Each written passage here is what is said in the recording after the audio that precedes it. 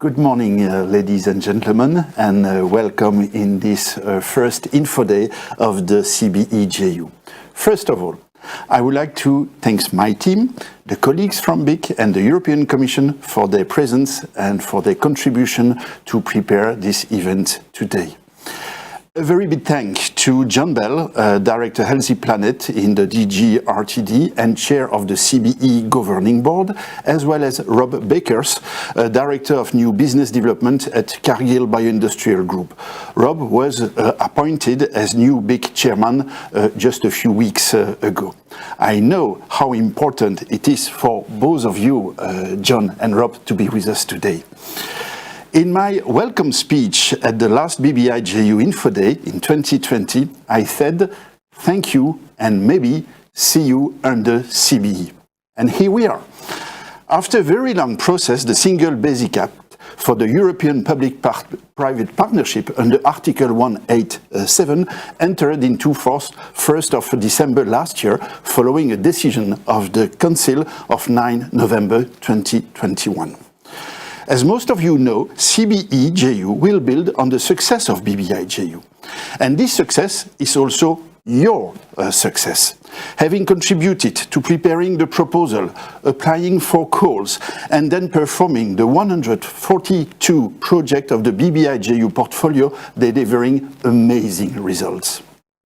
So, CBE JU will build on the important work of its predecessor, BBI JU, in advancing competitive, circular, bio-based industries in Europe. This new partnership will demonstrate the potential of bio-based industry to green the European industrial production and contribute to the recovery of our economy in a sustainable and inclusive way. A circular and sustainable bioeconomy is essential to reach the ambitious goal of the European Green Deal to make our societies prosperous and to protect the environment while ensuring rural and coastal revitalization. With an expanded remit, CBE JU is expected to scale up technologies leading to industrial deployment, therefore attracting investment and creating jobs while aiming to achieve the goal outlined in the Strategic Research Agenda, the SRIA. In addition, the partnership will involve a wider range of stakeholders, including the primary sector, regional authorities and investors, to prevent market failure and unsustainable bio-based processes. To deliver on its objectives, the partnership will only fund projects that respect the principle of circularity, sustainability and planetary boundaries. Consequently, CBE will significantly contribute to Europe's climate targets for 2030, paving the way for climate neutrality by 2050 and advancing circular and sustainable production in line with the European Green Deal. The motto of the CBE JU Programme Office is building a greener, safer, better Europe. And to do so, the new partnership is now launching its first call for proposal in 2022 with a budget of 120 million euro, which will support the strategic orientations defined in the Strategic Research and Innovation Agenda as feedstock, processing and products. So, the event today will be divided into three parts. The first part is dedicated to the particular context of this first CBE JU call. The second part will cover the CBE JU Strategic Research and Innovation Agenda and the call priorities. The third part will provide more information on the call condition and rules and how to apply. Throughout the day, you will have the opportunity to ask questions via the chat box of the CBE networking platform and by mail to infoday@cbe.europa.eu. We will have two Q&A sessions today, one before the coffee break and one before the lunch break. Please remember, we cannot interpret the topic text during these sessions, but we will try to answer as many questions as the time allows us to do so. You will find answers to all your questions in the call Frequently Asked Questions published on the CBE JU website.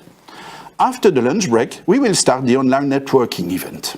If you have already scheduled online meeting on the platform, this is your chance to meet with your peers and discuss proposal ideas. If you have not done yet, I invite you to join the large CBE JU community on the networking platform. You can still pitch your project ideas, offer service, look for partners, or schedule online meetings on the platform until the call closure. All that being said, let's now take 10 minutes to review the BBI JU achievement and what justified the creation of CBE JU. So, where do we come from? The bio-based industry sector today, it's already a business of 700 billion euro and 3.6 million direct jobs. That's not neglectable, but the sector is still extremely fragmented, and as you can see in this slide, the sector remains very challenging with risk in the different stage of the value chain, the biomass sourcing, the logistic, the biorefinery, so the transformation of the biomass, the industrial application up to the consumer goods. That's why BBI was part of the European bioeconomy strategy adopted in February 2012 by the European Parliament, so overall 10 years ago. It was a public-private partnership between the European Commission and BIC, the bio-based industry consortium, with a total budget of 3.7 billion euro. The mission of this partnership is to support European research and innovation programs, so collaborative research between 2014 and 2024 to try to de-risk investment, to reach critical mass and to organize and structure the value chain. De-risking investment, it's not only de-risking investment in research and innovation, but it's also de-risking investment in the scale-up of the technology to trigger investment, to keep investment in Europe and to attract investment from outside Europe, making Europe an attractive area to invest in this sector. That was the ambition. At the same period of time, it was expected that the development of the bio-based industry sector in Europe would reach the following objectives by 2030 compared to figures of 2014. Replacing 25% of oil-based chemicals, 10 times more bio-based materials in the market. It's about jobs, 700,000 green jobs created, most of them being in rural and coastal area, and also offering an opportunity to farmers to diversify and grow their business. It was also expected to reduce the European dependency on the import of strategic raw material, fossil raw material, of course, but also protein, phosphorus, and potassium. As you can imagine, it was true some years ago, and more than ever, it's true today in the geopolitical context we are living. A consequence of reaching those objectives is also a significant reduction of greenhouse gas emission overall by 50%. As you can see, the title of this slide, it was already a flavor of the European Green Deal. So the objective of the BBI JU was to develop sustainable, competitive and bio-based industries in Europe based on advanced biorefineries that will source their biomass in a sustainable manner and in Europe. Basically, by implementing the strategic research and innovation agenda co-developed by the Bio-Based Industry Consortium, the private partner, and the European Commission. And this RIA is translated every year into call for proposal to fund different type of action. Research and innovation action to develop, improve a technology which is missing in an existing value chain with an already clear business case. Second, demonstration. There it's about scaling up the technology, a big investment because you need to reach a certain scale to really demonstrate the technology, the process and the business case. And finally, very unique in BBI, it was the setting up of flagship biorefineries, which are industrial and commercial scale biorefineries, but first of the kind in Europe. And you can see on the right side the overall funding range and the positioning on the technology readiness level scale. That's important because this format was part of the success of the BBI, and overall we will keep the same format for CBE JU. That's the same for the programming procedure. We really think that the programming procedure that we used for BBI and overall that will be adjusted for CBE is certainly part of the success, because it is an efficient, reactive and agile process that enables to maximize the impact. It starts with the strategic agenda. It is converted into strategic priority paper, then turned on a yearly basis on an annual work program developed by the private partner and the European Commission and coordinated by the BBI Program Office. The Program Office then will implement the program, the call for proposal, up to the signature of the grant agreement and the management of the portfolio.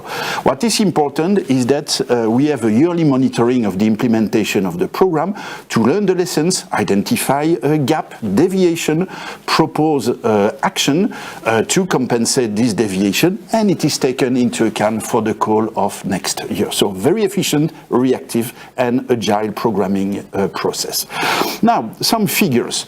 BBI implemented the last call in 2020. It was the last call of BBI, and we have today in the portfolio 142 projects with more than 1,000 beneficiaries for a total grant of 822 million euro and beneficiaries located in 39 countries. What is very interesting is to look also at the profile of a beneficiary, and we are quite proud to have more than a third of the beneficiaries which are SMEs. SMEs are essential for the program, not only to have very nice statistics, no, it's very essential because very often SMEs are the technology provider, the knowledge provider of the project, and the BBI program is a huge opportunity for the SME to scale up their technology and get access to the market, and the partnership with large companies there, it's absolutely essential. An important characteristic is also the huge participation of universities and research centers, overall 30% of the program. That's true, BBI is an industry-driven program, but it's not only big money for big companies. And again, the university and research centers are essential to the success of the program because they are not only science and technology provider, but very often the out-of-the-box thinker. And another effect that we measured by the survey we organize on a yearly basis is that 74% of the project report that just to operate the project, it has significantly increased, improved the collaboration between universities and academia, and this on top of the realization of the project. This one I always introduce with the same message. That's not the best slide we have in the portfolio, but we never found another way to present how we have populated the portfolio of the project year after year. You can see the different type of action, the columns, and the lines are the different type of feedstock, taking into account that agri-based is mainly about side stream and waste from the agro-food chain. You can see that year after year we have populated these metrics with in red squares the project from the last call 2020, where we have covered area which was not addressed enough at the beginning of the program, which is bio-waste, municipal waste, wastewater and aquatic feedstock. You can also see at the bottom that the CSA have now covered all the strategic areas that were identified in the CIRA. So the objective was clearly reached at this stage. Here you can see the dashboard of key performance indicator from the strategic innovation and research agenda. Within blue, the target for each key performance indicator. In deep green, what is realized, and light green, what will be realized, what will be achieved by the ongoing project. And it is very clear that we achieve our goal for all those KPIs. For some KPIs, you can see very impressive figures where we report that we do much more than the expected target. That's a link with the fact that the understanding, the evolution of the sector has evolved, and we will take all that into account to set up the key performance indicator for the next program for CBE JU. This map speaks on its own. You see in orange where are located the demonstration project, or at least where is done the main investment, and in green the location of the flagship biorefinery. And you can see a very good coverage of Europe from north to south, west to east, which is also a very good achievement of the program, but it also shows that the potential of bioeconomy is everywhere in Europe, but with, of course, very different business models, strongly linked with the profile of the feedstock available in the different countries. Let's now focus on the flagship biorefineries. In total, BBI funded 13 flagship biorefineries. You can see them here. And on this slide, you can see the type of feedstock. So without a big surprise, of course, the flagships located in the north of Europe, it's more about forest. You have in Ireland flagship transforming side stream from dairy industry. In France, flagship using insect to convert agro-food waste into protein-rich product for animal feed. Microalgae production, municipal waste in Spain and Italy, and again another example in Romania, Lignoflag, the first of the kind cellulosic bioethanol production from straw in Romania. So again, a good geographic coverage and a very different type of business case. What is important is that BBI program is not only about developing good science, good technology, but it's about impact. And just focusing on the 13 flagship biorefineries of the BBI, you can see that those projects, those plants will generate directly 4,700 jobs and 15,000 indirect one. For 250 million euro of grant of the BBI, the private sector will invest 1.3 billion euro in those flagships, meaning that for each euro of grant from BBI, the private sector will invest 5.2 euro. Consequently, also, greenhouse gas emission is significantly reduced, around 800,000 tons of equivalent CO2 emission saving. And very important, those flagship biorefineries have been selected not because they are a fantastic project, huge innovation, but also on their high potential of replication, meaning that the socio-economic and environmental figure you see there will be multiplied over the year in Europe. This picture, just to show also the reality for most of you, the audience, it is clear, but we observe that it is very important to pass the message that a biorefinery is really a large-scale investment generating massive amount of jobs, and most of those flagships, again, are located in a rural area. So, this is about the achievement of the BBI. All the specific KPI are on track. As just shown in the last slide, huge socioeconomic and environmental impact, mainly linked, of course, with the demonstration plants and the flagship. BBI JU is really achieving this objective on the two main effects, the structuring effect in organizing the value chain and the mobilizing effect of all actors of the value chain. The financial leverage effect is overall on track, and as you have seen, we have a very well balanced portfolio. High SME participation, and their role is key. 30% of the funding goes to university and research and organization, and a significant improvement of the geographic coverage thanks to several coordinated action between BIC, the Bio-Based Industry Consortium, the European Commission, and the Program Office. So all this didn't happen by chance. Let's have a look back in the title. Key achievement, but But we are not there yet. And that's why now, today, we talk about the first call of the CBE JU.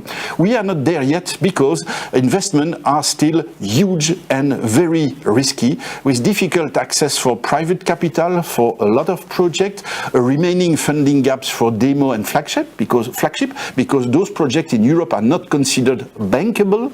The structuration is still ongoing, and there are some areas not yet enough covered, like the farmer participation, to integrate them into the value chain, not being simply a supplier of the value chain, but an actor of the value chain. The full feedstock potential is not addressed yet, as well as the geographic coverage. Furthermore, we have to maximize the circularity, improve the sustainability monitoring, to have a clear and strong contribution to the biodiversity and the safeguarding of ecosystem, to increase the deployment capacity and have synergies wherever possible with other sources of funding. Feedback to policy will be an important element because more than ever the sector needs a more coherent, supportive and stable regulatory framework. And finally, I think it's our role, us, the European Commission, BIC, and you all, to better tell the story of the bioeconomy and bio-based products. Thank you very much. And now I am honored to give the floor to John Bell, Director for Healthy Planet at the European Commission, Directorate General for Research and Innovation, and the Chair of the CBE Governing Board. John, the floor is yours. Thank you, Philippe. Welcome all participants. I'm delighted to see the first annual work programme of our new joint undertaking, the Circular Bio-Based Europe joint undertaking, presented and discussed publicly for the first time. It's a big moment for us. Our goal together is to advance a competitive bioeconomy for a sustainable future. So this annual work programme in 2022 has been therefore developed together by the Commission and by our partners in BIC in co-creation, and with the support of two advisory bodies, the State Representative Group and the Scientific Committee, whom I thank. Again, their key contributions have been delivered under very difficult circumstances, but it shows the commitment that we all have in making this happen. Co-creation will be used also for the development of our next strategic orientations and work programmes. Our work programme 2022 is aligned with the priorities of the CBE's Strategic Research and Innovation Agenda, which was also co-created between the two partners. Such a joint effort supports an enhanced focus on the public interest. More details will be presented later in the session by both partners, but the public expects a lot of this cooperation between us in terms of setting out a new destination for the circular bio-based industries in Europe. There's also a context in which this takes place. The policy pillars of the CBE are notably the Bioeconomy Strategy 2018, which is about to be reviewed, and the European Green Deal. The Green Deal being this array of policies and actions which set out the next destination for the European Union as a climate-neutral, environmentally sustainable and fair and just union. There are many relevant initiatives within that, from the farm to fork and biodiversity strategies, zero pollution action plan, chemical strategy for sustainability, the circular economy action plan, and the corresponding industrial strategy and sustainable product initiatives. So there are many, many framing pieces of policy and regulation where the work that we'll be doing through the CBE JU will be making a significant and innovative contribution.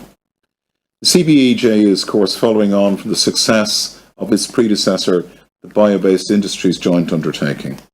It will deliver bio-based solutions contributing to the EU targets of becoming the first climate-neutral continent by 2050, protecting and enhancing biodiversity within our planetary boundaries, combating pollution, and deploying a just transition that leaves no one behind in a resilient EU economy. And that means, as we've seen in the BBI JU, that these innovations are taking place right across Europe, in different parts of Europe, where the transformations will have a major effect on local and regional and rural value chains.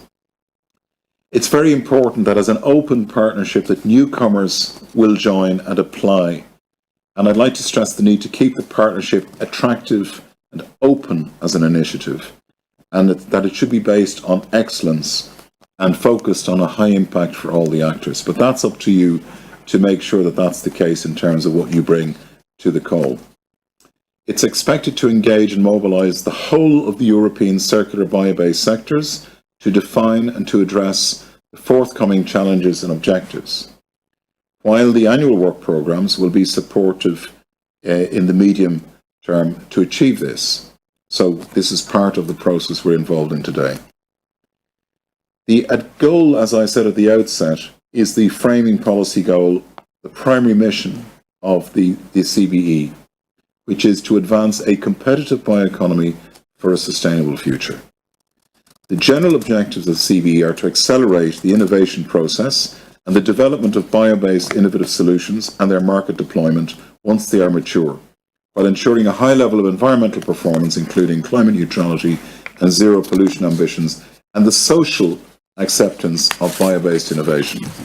In this context, the European bio-based sector, including SMEs, regions and primary producers, should become climate neutral, more circular, more sustainable and less polluting, whilst remaining globally competitive.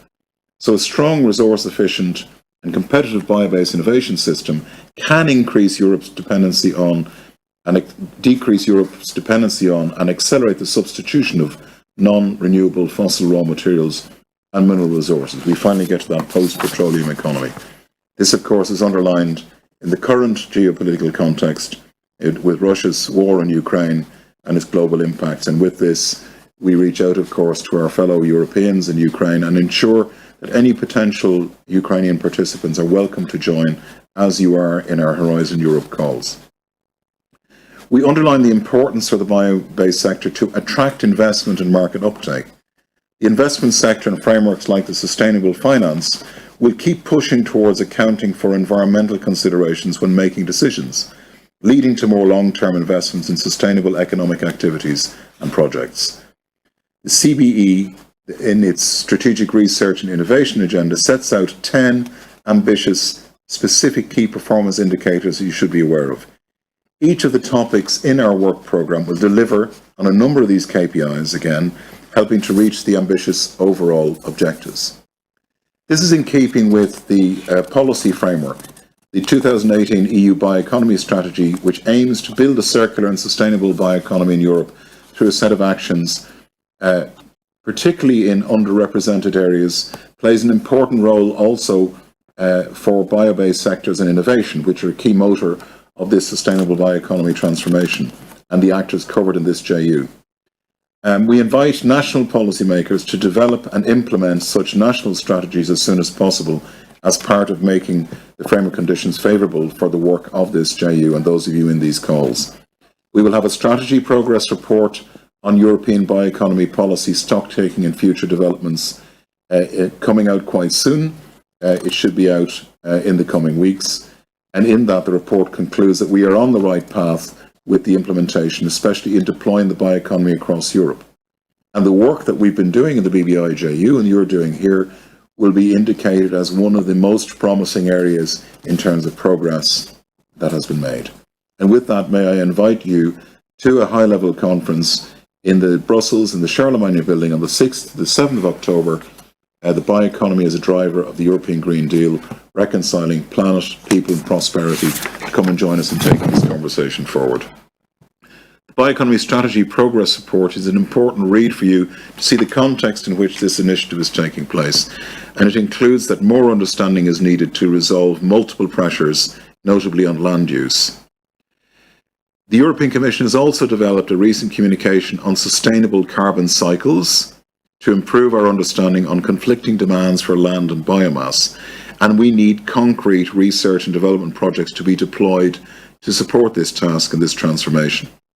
The issue of limited availability of biomass for different uses and the question of how to resolve the trade-offs has also been raised by our partners in industry with an increasing urgency due to the current food and energy crisis. So the holistic concept, like the bioeconomy, will help us to provide the answers, but all stakeholders, public and private, need to work together to improve our knowledge through measuring and monitoring and providing solutions. The Green Deal is also the main policy priority behind our Horizon Europe framework programme, included in Cluster 6, where I'm a co-chair with my colleagues from DG Agriculture and Environment, on food, bioeconomy, natural resources, agriculture and the environment. And there are 7 areas of intervention in this cluster, and the bio-based innovation system and circular economy cluster is very important and works in parallel and in keeping and in alignment with the work of the CBE to support these green and digital transitions. So in the destination circular economy and bioeconomy sectors and the destination clean environment and zero pollution of Cluster 6 of Horizon Europe, we're looking for synergies and cooperation. In fact, the programming and discussions leading to the content of those destinations have contributed to the present CBE work programme and informed that publication and the opening on our side of, in parallel, the calls in 2023 and 2024, which should be out before the end of 2022. So these two processes are working in sync together. So it's a very exciting moment in terms of the work of the CBE work programme in Horizon Europe. And in addition to that, we have the emergence of this new opportunity called the European Green Deal missions. And the missions are this extraordinary attempt to scale and accelerate massively impactful system changes that are inspirational to the public, that harness research, innovation and investment, and bring forward the kind of destinations that we want to see in some of the key changes that we need to have. And that means in the area of the bioeconomy, we have a mission on climate, which is about having resilient climate adapted regions across food and infrastructure, water, health, and ecosystems. The mission soil is a flagship to restore the soil systems across Europe. It's part of the long-term vision for the EU's rural areas.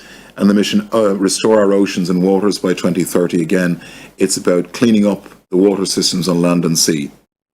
And we will see in these missions an opportunity for much of the innovation that is on your minds to be taken forward, scaled up, accelerated, and localized. So we wish all of you participants a very successful event, a successful participation in the Circular Bio-Based Europe programme. And I encourage you to involve other people like you who have innovative ideas or innovative organisations to join and to take part in this initiative now and in the future. And I wish you all the best for today. Thank you very much. Thank you, John. Indeed, a very exciting moment. Now, I am honoured to give the floor to Rob Beekers. Rob is the chairman of the Bio-Based Industry Consortium. Rob, the floor is yours. Good morning, everybody. Welcome at this Circular Bio-Based Europe Information Day. I would like to start with a statement, and that is a statement that we are walking on a line. Actually, we're walking on a thin line, and this is the line of our linear society today. And as with many lines, it has a beginning and an end, and we're getting close to the end of this line of our linear society. We need a transformation that will catch us before we fall from the line. The Bio-Based Industries Consortium has painted a picture on what such a transformation could look like. And this is a kind of a vision for us for 2050. In 2050, we envision a society where we're not longer depending on digging fossil fuels from below the ground to make our products. And our products will be made circular by nature, and they will be made from renewable materials. Our society also has explored to find new sources of biomass, and we will use the principle that all the components of the biomass are used for its best purpose. There is no competition for biomass for food or materials. The way we grow our renewable feedstocks is based on regenerative agriculture, so that means that the quality of our land, our water and our air on this planet remains also for future generations. And the European bioeconomy will be growing and jobs are created in new spaces. Well, I hear you thinking that all sounds great, that vision for a circular bioeconomy by 2050, but how are you all going to achieve that? Because in particular today, our dependency on virgin fossil fuels to make materials is extremely high. And you're right. And that's why we need to start the transition now. And our first focus, of course, should be on reducing, reusing and recycling of the materials we use. But also in a circular biosociety, we know we need virgin inputs. And we need to innovate on those virgin inputs in order to be able to make them from renewable materials.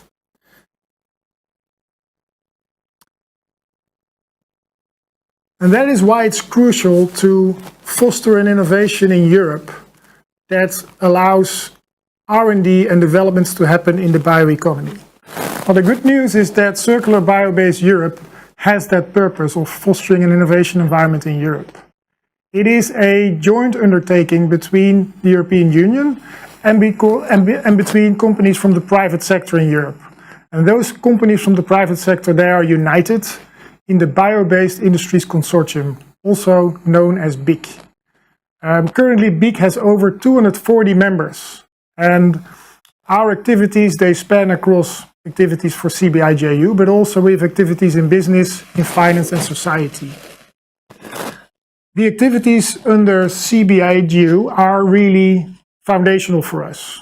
We are, together with representatives from the European Commission, we are making the strategic research and innovation agenda and also the annual work plans.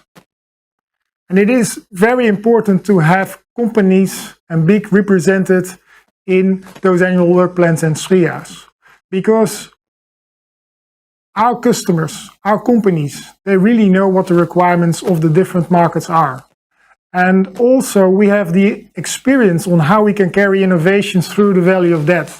And maybe most important, our companies also can help to scale innovations to the size and volume needed to become a real alternative for the linear virgin fossil products that we have in use today.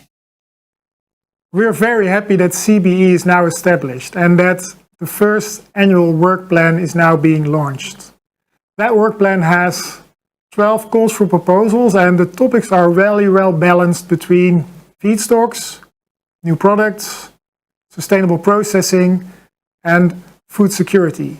We really need innovations on those topics. And generally, when we look at innovations, we try to innovate within the boundaries of our own companies, or maybe the direct network of our companies. But actually, we need more now. For this transformation, we need to go beyond that. We need to go for other collaborations. We must find partnerships with companies and institutions that have capabilities that are complementary to each other. If we do that, then we can curve that straight line into a circle. And with BBI JU, we have shown that the innovation potential exists in Europe. And now with CBE, it is about harvesting that potential into the development of new bio-based solutions for our economy. And I very much look forward to the great proposals that will be submitted on this annual work plan in the autumn. And I thank you a lot for your efforts in that. Thanks a lot, Rob. Very, very inspiring vision. Thank you very much. Now, the next part will be dedicated to the CBE JU Strategic Research and Innovation Agenda and the call's priorities. As a reminder, we will have 2 Q&A sessions today, one before the coffee break and one before the lunch break. Please remember that we cannot interpret the topic text during this session, but we will try to answer as many questions as the time allows us to do. You will find answer to all your questions in the call frequently asked question published on the CBE JU website. And now, I would like to give the floor to Silvia Maltagliati, Policy Officer at the European Commission, Circular Economy and Bio-Based System Unit, and Nelo Emerencia, Director of Programming at the Bio-Based Industry Consortium, and they will present the CBE JU Strategic Research and Innovation Agenda. Silvia and Nelo, the floor is yours. The Strategic Research Innovation Agenda is the document that describes the context, the scope, and the essential research and innovation action of the partnership, as well as the tools and the actors. And it has been co-created between the Commission and the Biobased Industries Consortium. We will present its contents orally. So the chapter 1 is about the legal and policy context based on 4 pillars. The bioeconomy strategy first, but also the European Green Deal objectives are met by the partnership to deliver bio-based solutions that can contribute to the European climate targets of becoming the first climate neutral continent by 2050, while protecting and enhancing the biodiversity, combating pollution, and ensuring a just transition that leaves no one behind. The bio-based solutions that will be delivered will respect the principles of the circular economy and its actions, like the updated industrial policy and sustainable product policy framework. And then, as sustainability of feedstock used by the bio-based industries is a core part of the partnership, the sustainability will be fostered on land through the updated Common Agricultural Policy and the national strategic plans in order to uptake to the CBE those sustainable practices such as organic farming, agroecology, agroforestry, as well as the enhanced inclusion of feedstock providers. So I pass the floor to Nelo. We would also like to continue to build on the successes and achievements of BBI joint undertaking. And not only that, but we also want to make them more big and also more visible by addressing some of the items identified for improvement in the impact assessment. This slide shows you some of the achievements of BBI in terms of projects, the number of million euro granted, but also I would like to focus on the success of BBI in terms of SMEs participation and the benefits going to SMEs.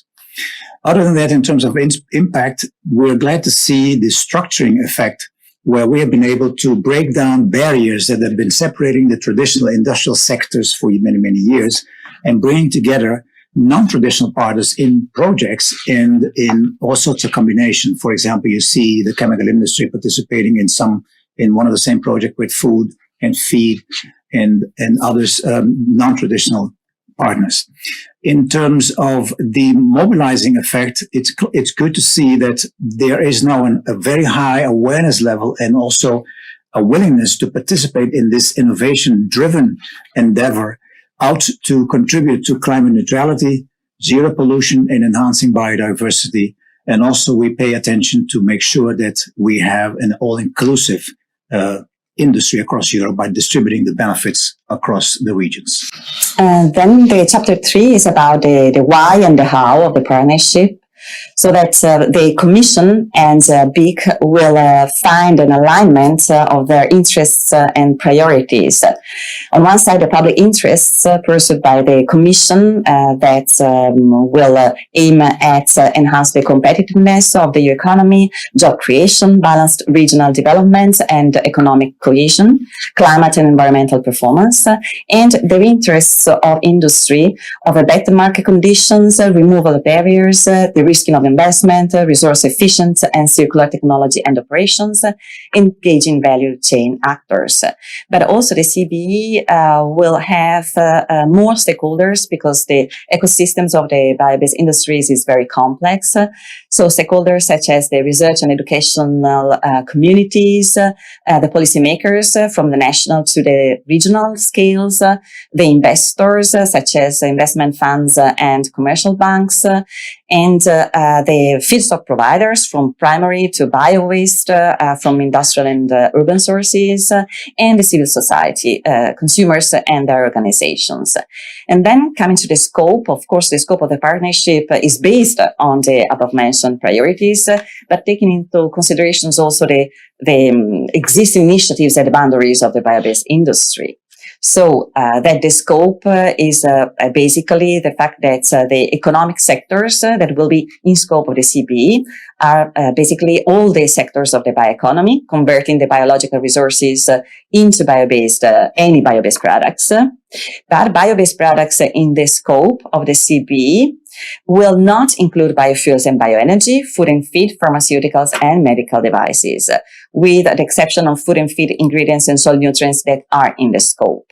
Then, of course, the bio-based solutions will respect principles such as the cascading use of biomass, the European sourcing of biomass, and climate and environmental performances.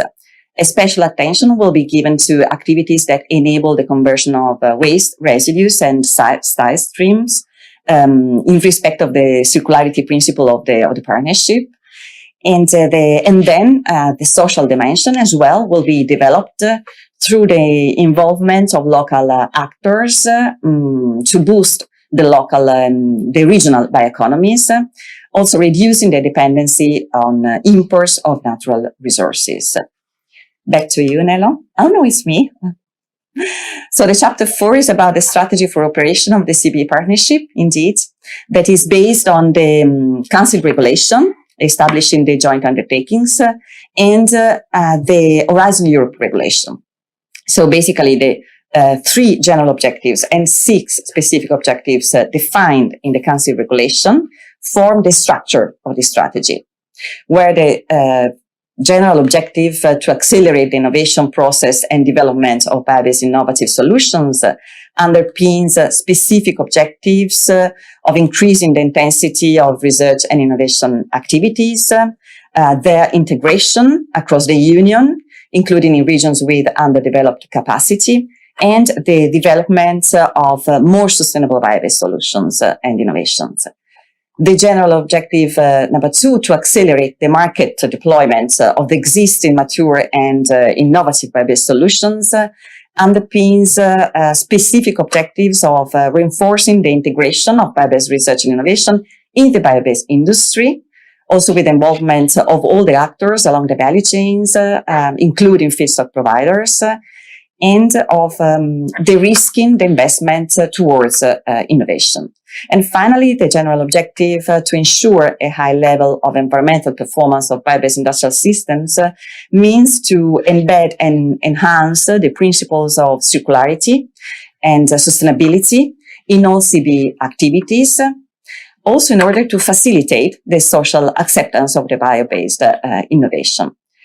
So all these objectives will be delivered through strategic priorities that Nelo will present later on, and that also will form the base for the annual work program, which contains basically the implementation actions of the partnership, which are of 2 types: grants for R&I projects based on calls for proposals, and other potential actions and actors and instruments to be put in place by the CBE bodies. And all actions, of course, in the work program will respect the conditions that are included in chapter 3 and have been already presented. So back to you, Nelo. So what we're showing on this slide is a schematic of how going from the general objectives to its respective specific objectives, to each of the specific objectives having a number of strategic priorities. And you see them all here line up. All too many details for me to go and spend a lot of time in. But you see the color code for the general objective 1 is focusing on the innovation process itself that needs to be accelerated. The general objective 2 is on the deployment that we would like to accelerate. We really want to speed up bringing good solutions to the market, really want to shorten the time to market.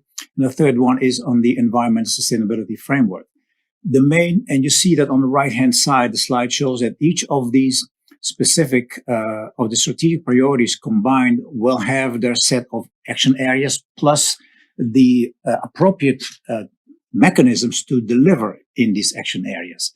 And the main difference between the 3 general objectives is that mainly for General Objective 1, the actions available are RIA, Research Innovation Actions, and Innovation Actions ending at TRL 6. And for General Objective 2, we have the Innovation Actions 6 to 7, or 7 to 8, I should say, TRL ending, and including flagships. And the General Objectives 3 can use all of these actions. And across all of 3, we can also apply appropriate other mechanisms to deliver and meet the objectives.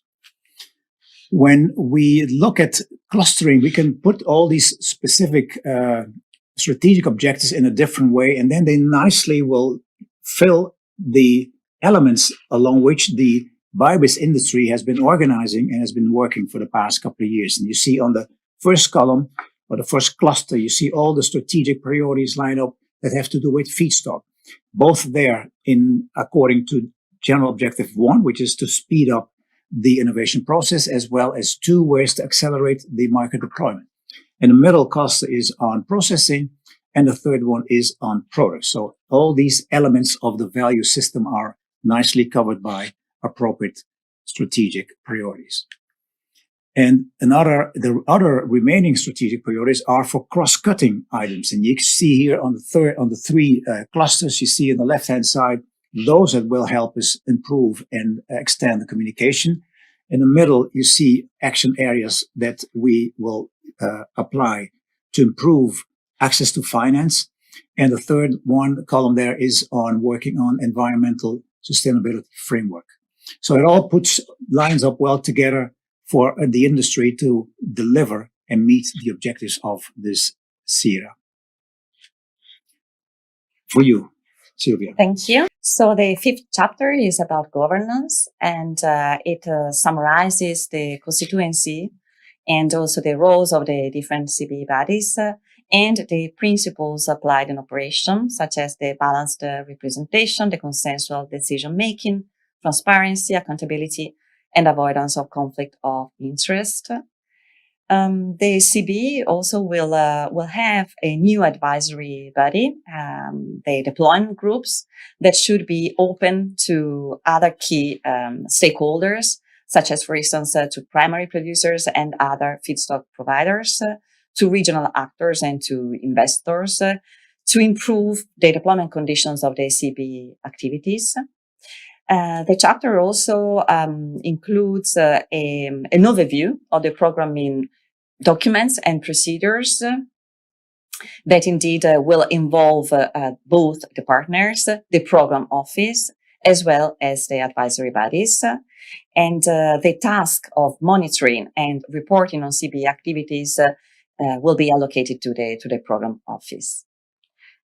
So next and last slide to you, Nelo. This slide shows the financing structure or principle for the partnership. Each partner has a commitment of €1 billion to bring in the partnership. And the industry is committed to deliver this 1 billion through operational cost contributions as well as investments in infrastructure across Europe. And this chapter shows an indicative annual operational budget schematic and also one for the additional activities. In terms of generating and ensuring the contribution by the private partner, we are now working on a system to make that, to guarantee we can deliver. And this will be accomplished through a set of changes in regulations and statutes so that big members participate particularly in the innovation action and in flagship, because it's the contribution by big members only that will count towards meeting the industry's commitment. That will be all for us. Thank you very much. Thank you, Silvia and Nelo. Fantastic, this new SRIA. Thank you very much. Now, I would like to remind again the audience that we will have 2 Q&A sessions today, one before the coffee break and one before the lunch break. So please send us your question via the B2Match chat or via email. Thank you very much. Now, I would like to give the floor to Virginia Puzzolo. Virginia is the CBE JU Head of Program Unit, and she will present the call priorities. Virginia, the floor is yours. Thanks, Philippe, and good morning, everyone. So this presentation will be focusing on the topics of the call 2022. And in particular, I will start to present the structure of the topic, paying attention on the type of action and the budget associated to each topic. We follow the structure that has been put in place in Horizon Europe, and I will start to highlight, first of all, the type of actions and the TRL, starting from which type of action we expect to fund in CBE. So we will focus on mainly three types of actions. So research and innovation action that have the objective to increase the TRL and develop and validate technology up to TRL 5. Innovation action that will focus on mainly the scale-up and demonstration of technologies up to TRL 6, 7 or 8, depending on the technology that will be focused on. But specific type of innovation action are the flagship project, the large-scale, first of its kind product facility in Europe that will be specifically marketed as innovation action flagship, which will target TRL 8 at the end of the project. An additional type of action, again in line with Horizon Europe, is the coordinated and support actions, the CSA, of which also this year we have a specific topic focused on that. So in each topic, you will always have highlighted what are the type of action, innovation action, research innovation action, or coordination support action. This will be the first line in the topic description. And as well the TRL at the end of the project. So pay particular attention that what you will propose will be in line also with the expectation in terms of TRL and is duly justified in the proposal. Now going back to the structure and moving to the budget, each topic will have an indicative budget explicitly mentioned in the topic description under the tab that I'm describing here. And this is very important and is a novelty that I would like really to underline to you. For each topic, we have 12 topics this year that will be presented today, of which 4 innovation action, 2 flagship, 5 research and innovation action, and 1 CSA. Each of them has a specific budget allocated. This is identified at the level of the topic, and in the annual program, the table I'm presenting here is also included. What is the difference respect the past, and I really like that this is noted down, is that the topics are not competing between themselves. Each topic has its own budget line, and so each topic will be funded with at least one proposal. Why I say at least one proposal is because this is depend on the expected EU contribution indicated at the level of each topic. So for each topic there is an expected average EU contribution, is expected because it can be a bit more or a bit less, it's not a fixed number. But in fact, this what implies is that if we have a topic with 10 million and the expected EU contribution is 5 million per project, we may expect to fund up to 2 proposals per topic. This is clearly something that will be finalized and decided when the ranking list is presented to the governing board, and the adjustment between topics will be indeed fine-tuned. But the principle is now that each topic has its own budget line, will be assessed in a separate way, and the competition between topics is in fact limited only to the remaining budget that need to be allocated. So pay attention to both this information that are reported in each topic. Continuing looking at the structure of the topic, it's important also that you check and you understand why this topic has been selected and why this topic is presented. So the link between the topic and the CBE JU objective, as well as the SRIA priority, has been marked explicitly in each topic. And just to recall, this is expressed again in a specific line in the topic description with highlighting what are the objective and the SRIA priority to which this topic is contributing, and is based on what has been presented earlier this morning in the presentation of the SRIA, recalling the 3 general objectives and the specific objectives to whom CBE is contributing, and as well the strategic priority that I present here in a different mapping in respect to what has been presented earlier in the presentation of the SRIA, just to facilitate and to connect to the annual work program, because the table that I'm showing is the one that is presented there, remapping the priority identified in the SRIA with the value chain, feedstock processing and products steps, and the other horizontal activity. But what I think is more important for you as applicants is to understand indeed how the different topics, the 12 topics that we are presenting today, are contributing to the different objectives that you see colored in different colors. The 3 colors, in fact, help you to facilitate the link with the specific and general objective of CBE JU, and as well with the strategic priority and the logic of this priority vis-à-vis the value chain production and the additional activity that we will support, cross-cutting activities in terms of communication, awareness, environmental sustainability framework. This is also included in the annual work program, so you find the table with the link summarizing, in fact, how the topics are contributing.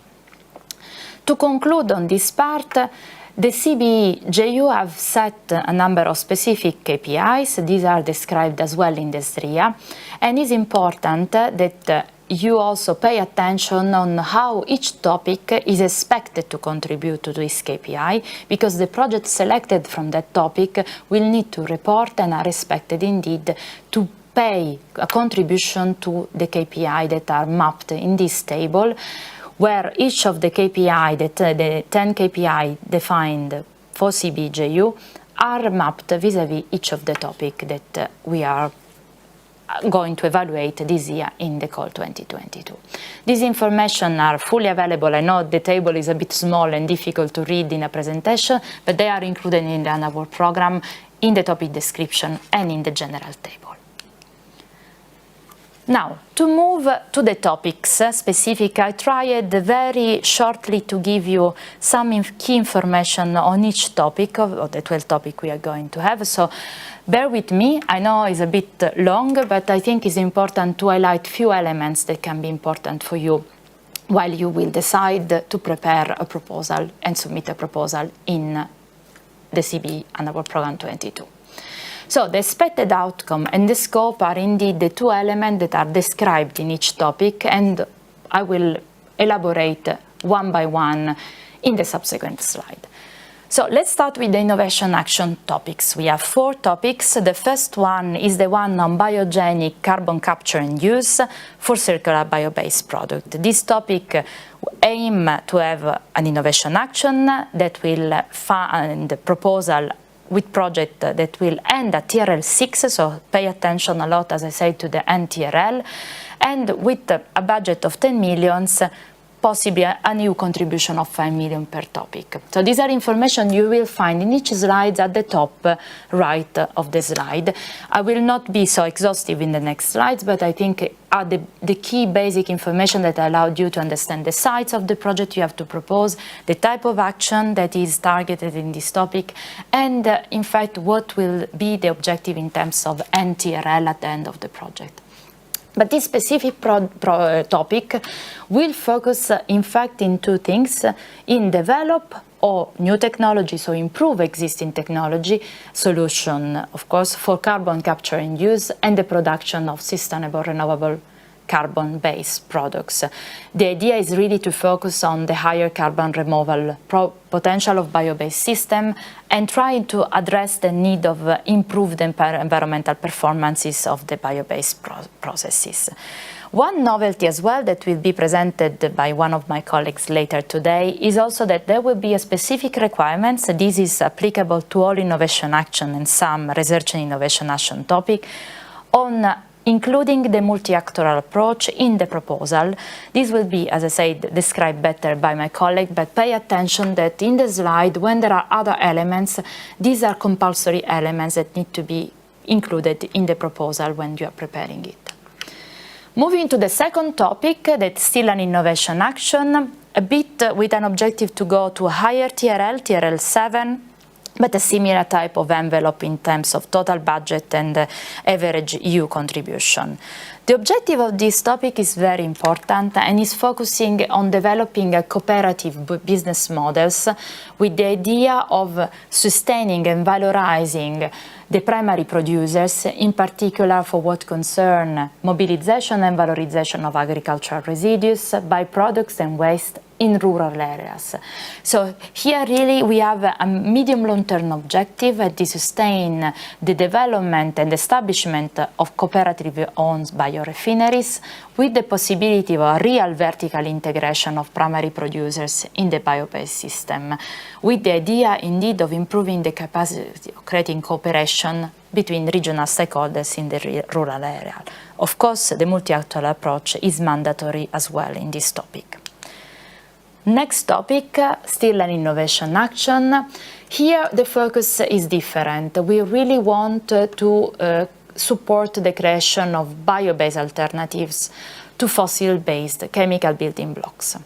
The idea here is not to support those that have already large-scale deployment, but to try to accelerate the development and increase the portfolio of chemicals that we have at the moment, with one of the main goals in terms of outcome is enhance the strategic autonomy and lower the dependence of the EU at the EU level, both from fossil-based chemical products, but as well to diversify and increase the range of EU-produced chemicals with an increased bio-based chemical portfolio. Of course, in all this topic also, the objective is as well to improve the environmental sustainability of the performance of the chemical processes and products that we are going to develop, and as well to really contribute in this type of industry that is quite energy demanding and has a high impact in terms of climate change, to reduce greenhouse gases. The last innovation action topic, it's focused on another very important element, that is the mixed bio-based waste stream and all the processing. So the objective is to develop and to demonstrate, and here the TRL ending can be between 6 or 7 depending on the technology and what the focus of the project.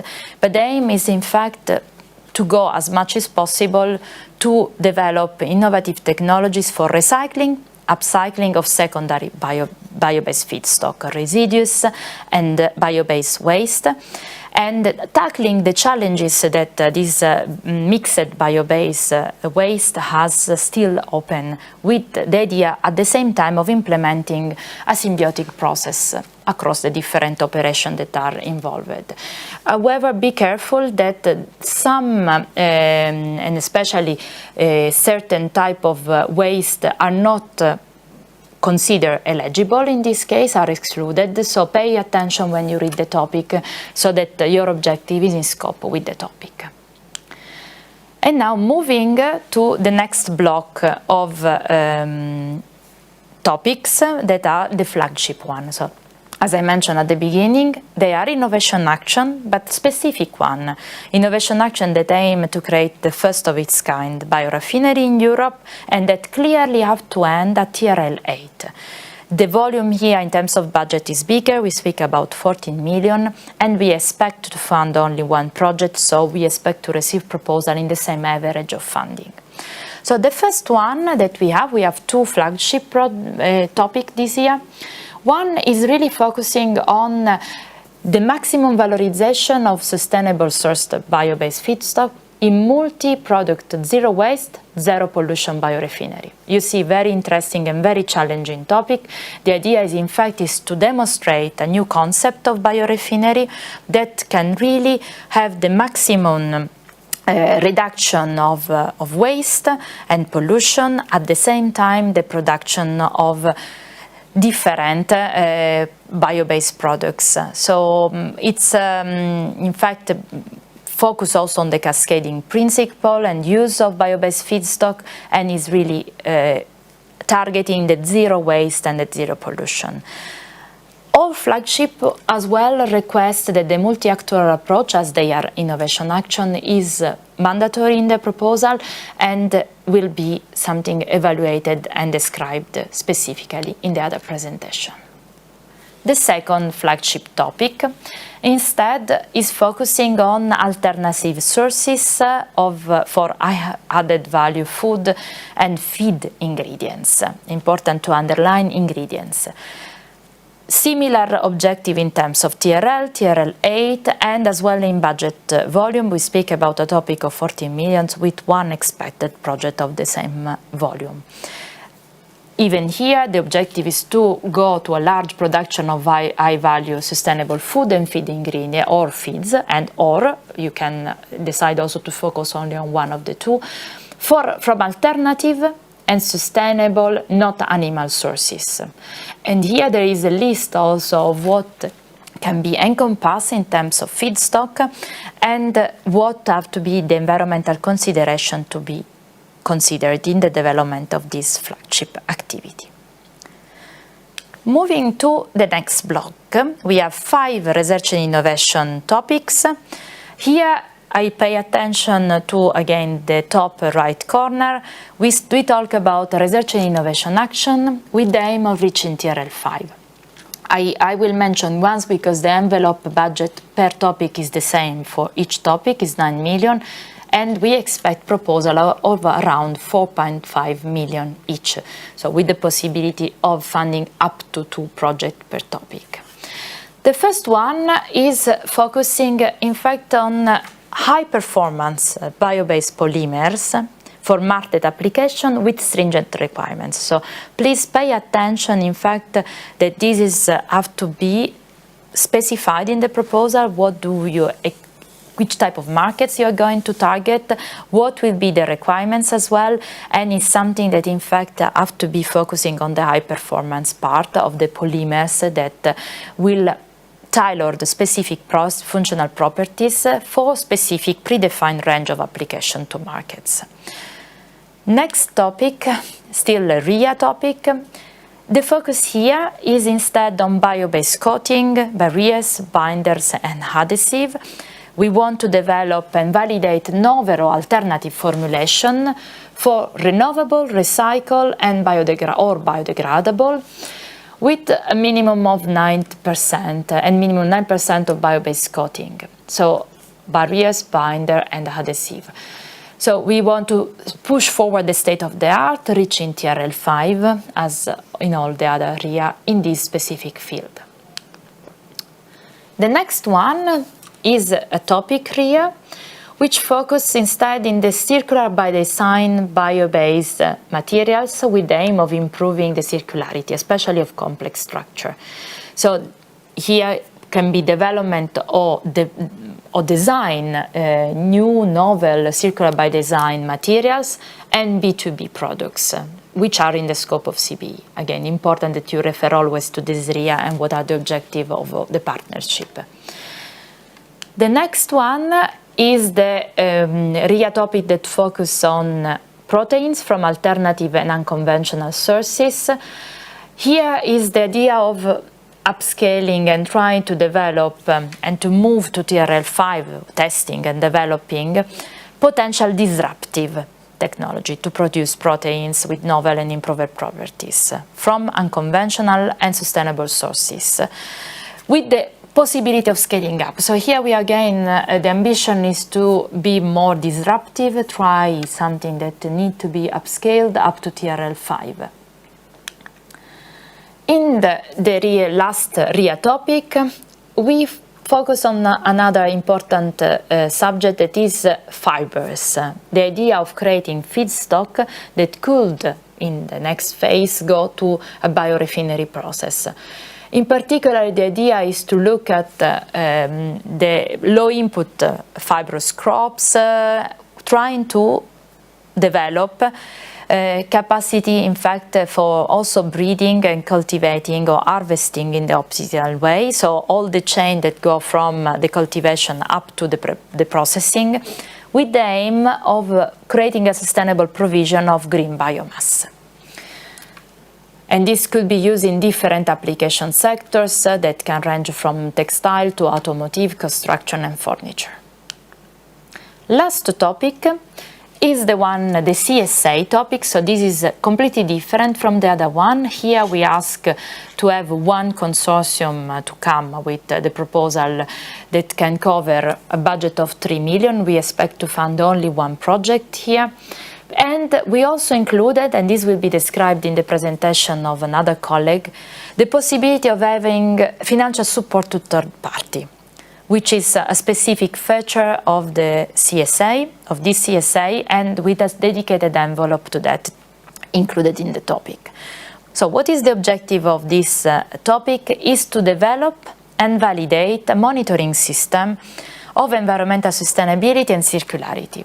The idea is to collect best practice and benchmark and to try really to have, to evaluate and develop new methods to assess the environmental impacts of selected industrial bio-based system.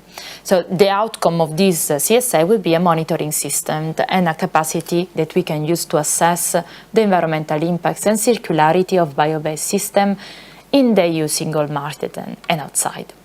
Here be careful on the other elements because specifically the international cooperation is encouraged and there is a requirement to have involved in the consortium LCA expert and researcher in bio-based technology, but as well bio-based industry, trade bodies, consumer organization, policymakers, etc. So as a CSA is a coordinated and support action, these are indeed elements and stakeholders that need to be considered.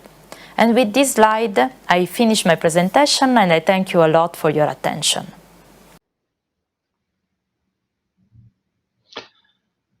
Thank you, Virginia, and welcome to the panelists in this first Q&A session.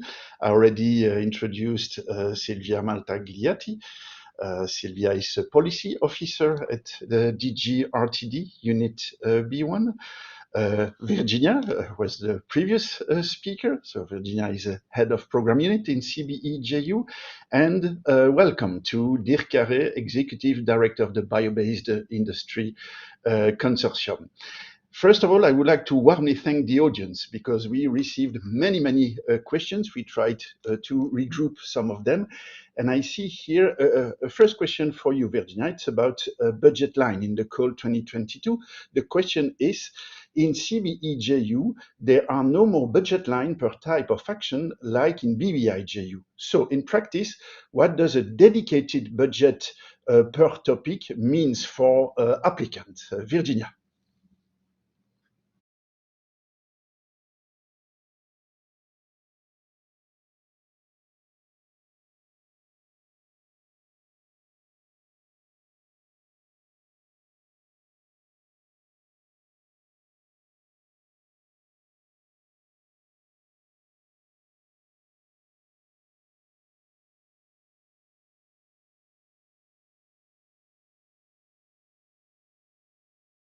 Yes. Okay.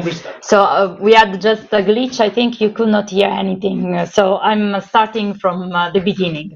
So thanks, Philippe. And indeed, I confirm that there is a change from BBI to CBE. Each topic has now a dedicated budget line, and the main difference for the applicants, I believe, is a positive difference. It means that the proposal will compete only with the proposal in the same topic and not among topics. In the past, the budget line was defined per type of action, so we had different topics for innovation action and for RIA that were competing within the same budget envelope. Now this is not the case anymore.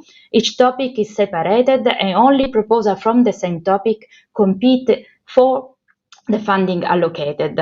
In addition, as you have seen in my presentation, for all innovation action and for all research and innovation action topic, in fact, the expected average budget per proposal is already conceived as such that we may have more than one proposal funded. So this is again something that we have considered, considering the success of the submission we saw in the last call of BBI. This will facilitate the possibility of more proposals to be funded and no competition among topics.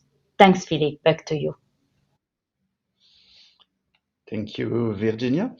And now I see, I think, two questions for you, Silvia. One is related to the policy dimension, and one is related with Horizon Europe. So let's start with the first one. What are the strengths of CBE from the perspective of the European Union policies and the Union in general? Silvia. Yeah, thank you, Philippe, for these questions. So as I said before, and well reminded in the Strategic Research and Innovation Action that we presented, the objectives of the partnership are fully in line with the European Green Deal objectives and its targets on climate, on biodiversity, on zero pollution. So in fact, the environmental sustainability is more prominent in this partnership compared to the previous one. But also the objective of the just transition is, say, pursued through the openness to all stakeholders along the bio-based value chains and systems, in addition, of course, to the two main partners of the partnership. And finally, indeed, the specific objective of reinforcing the European bio-based industries in the EU and globally, and also to reinforce the primary production sectors for the internal market are consistent with the current unexpected geopolitical challenges in a way that indeed the implementation of the partnership will follow all these different streams and priorities of the Union. And yes, for sure about the synergies with Horizon Europe. Of course, Horizon Europe will continue having topics dedicated to the bio-based sectors, the same sectors covered in the partnership, both at research level, but also demonstrators in these sectors, under Cluster 6, under Cluster 4 in the Horizon Europe's Pillar 2. So, of course, all the work programs will be developed in a way that they are consistent and they are in synergies and in a way that all projects from the Horizon Europe and CBE will benefit from each other in terms of sharing outputs on science, education, policy making, social acceptance, etc. To be mentioned also the fact that other partnership, co-funded partnership under Horizon Europe, such as Made in Europe and P4P, will indeed deliver in similar sectors as the CBE. Thank you, Philippe, and back to you. Thank you very much, Silvia. Very clear. Here, it's a question for Dirk. It's about big membership. Dirk, do we need to be a big member to participate in the CBE JU call? Dirk, floor is yours. Thank you, Philippe. In fact, you don't have to be a big member to participate in projects. So the CBE joint undertaking is using the same open approach as the previous BBI. However, I have to say in innovation actions, so the so-called demo or flagship projects, a minimum in-kind contribution is required, the so-called ECOP. And this ECOP can only come has to be provided by big members. And this in-kind contribution, this minimum in-kind contribution, will be evaluated during the evaluation process under the so-called impact criterion. But more information, more details will be explained also during the next, I would say, session, where we will discuss more the practical issues of developing a proposal.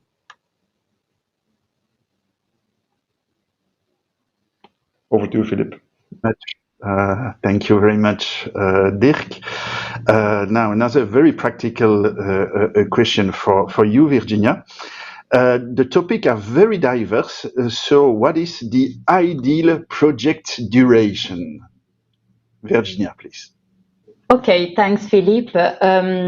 Indeed, there are no specific project duration identified at the level of the topics. So I will suggest that you use as a reference the type of actions, because indeed the expectation and the ambition of the type of action are driving also the duration, average duration, we can say. So from our experience, research and innovation action may need 3-4 years to reach the TRL foreseen.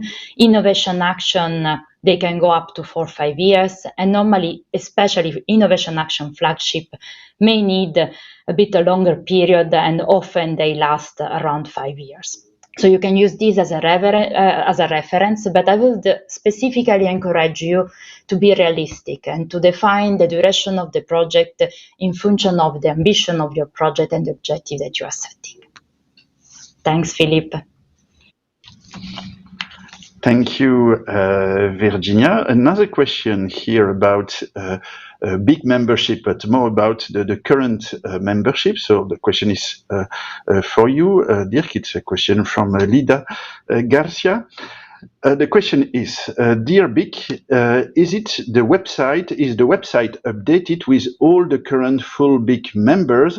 There are many less than 240 members.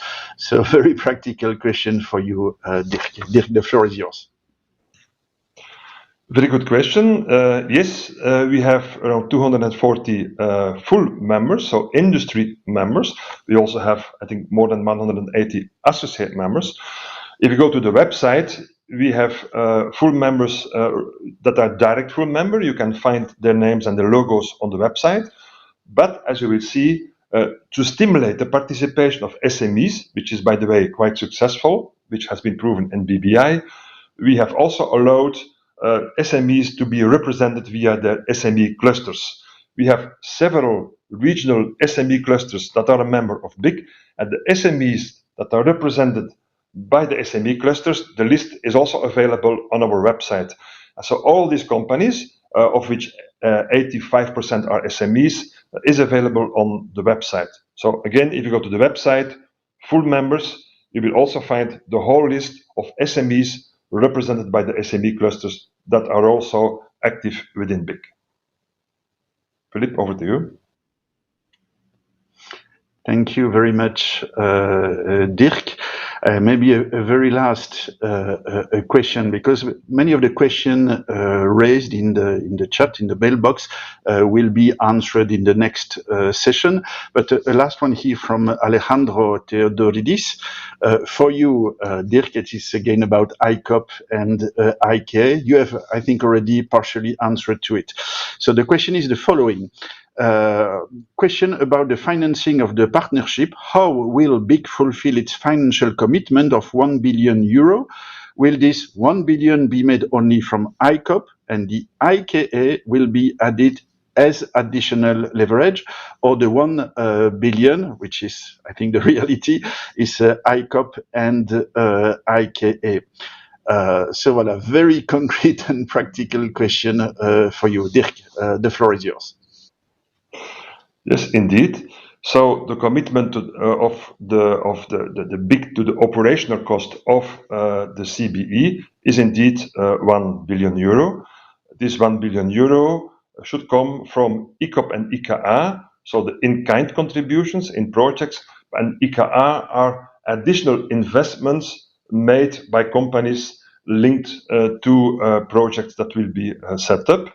And this ICOP and IKA have to come from BIC members, companies participating in CBE project. So it is the mix, the combination of ICOP and IKA, so made by BIC members participating in projects.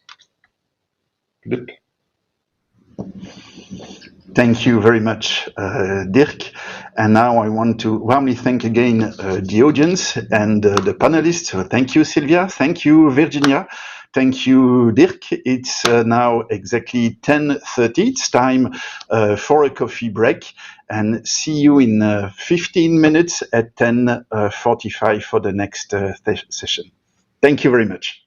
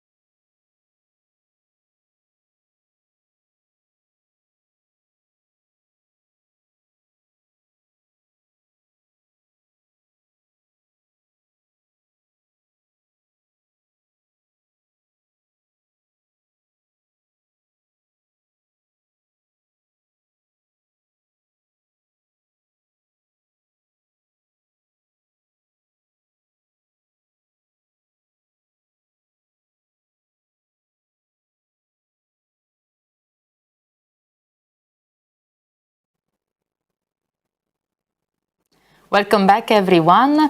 We start now the last session of this Info Day, focusing on the CBE JU call for proposal from proposal submission to evaluation. I would like to recall that you can still send questions, if you have any, in the chat of the networking platform or by email to infoday@cbe.europa.eu.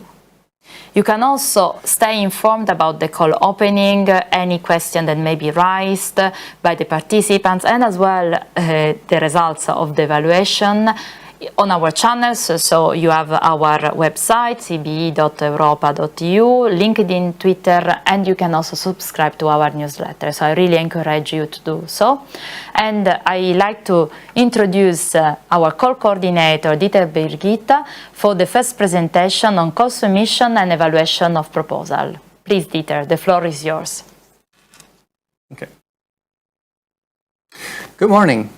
In this presentation, I will share some additional information related to proposal submission and evaluation, and I will use this timeline as the benchmark. So this is the general, I would say, Horizon Europe timeline that has to do with the proposal submission at the start. So we have already published the annual work plan. Today we're here at the Info Day. In the first part of today's presentation, I will share a bit more about the call opening, the call closing, and share some tips and tricks there.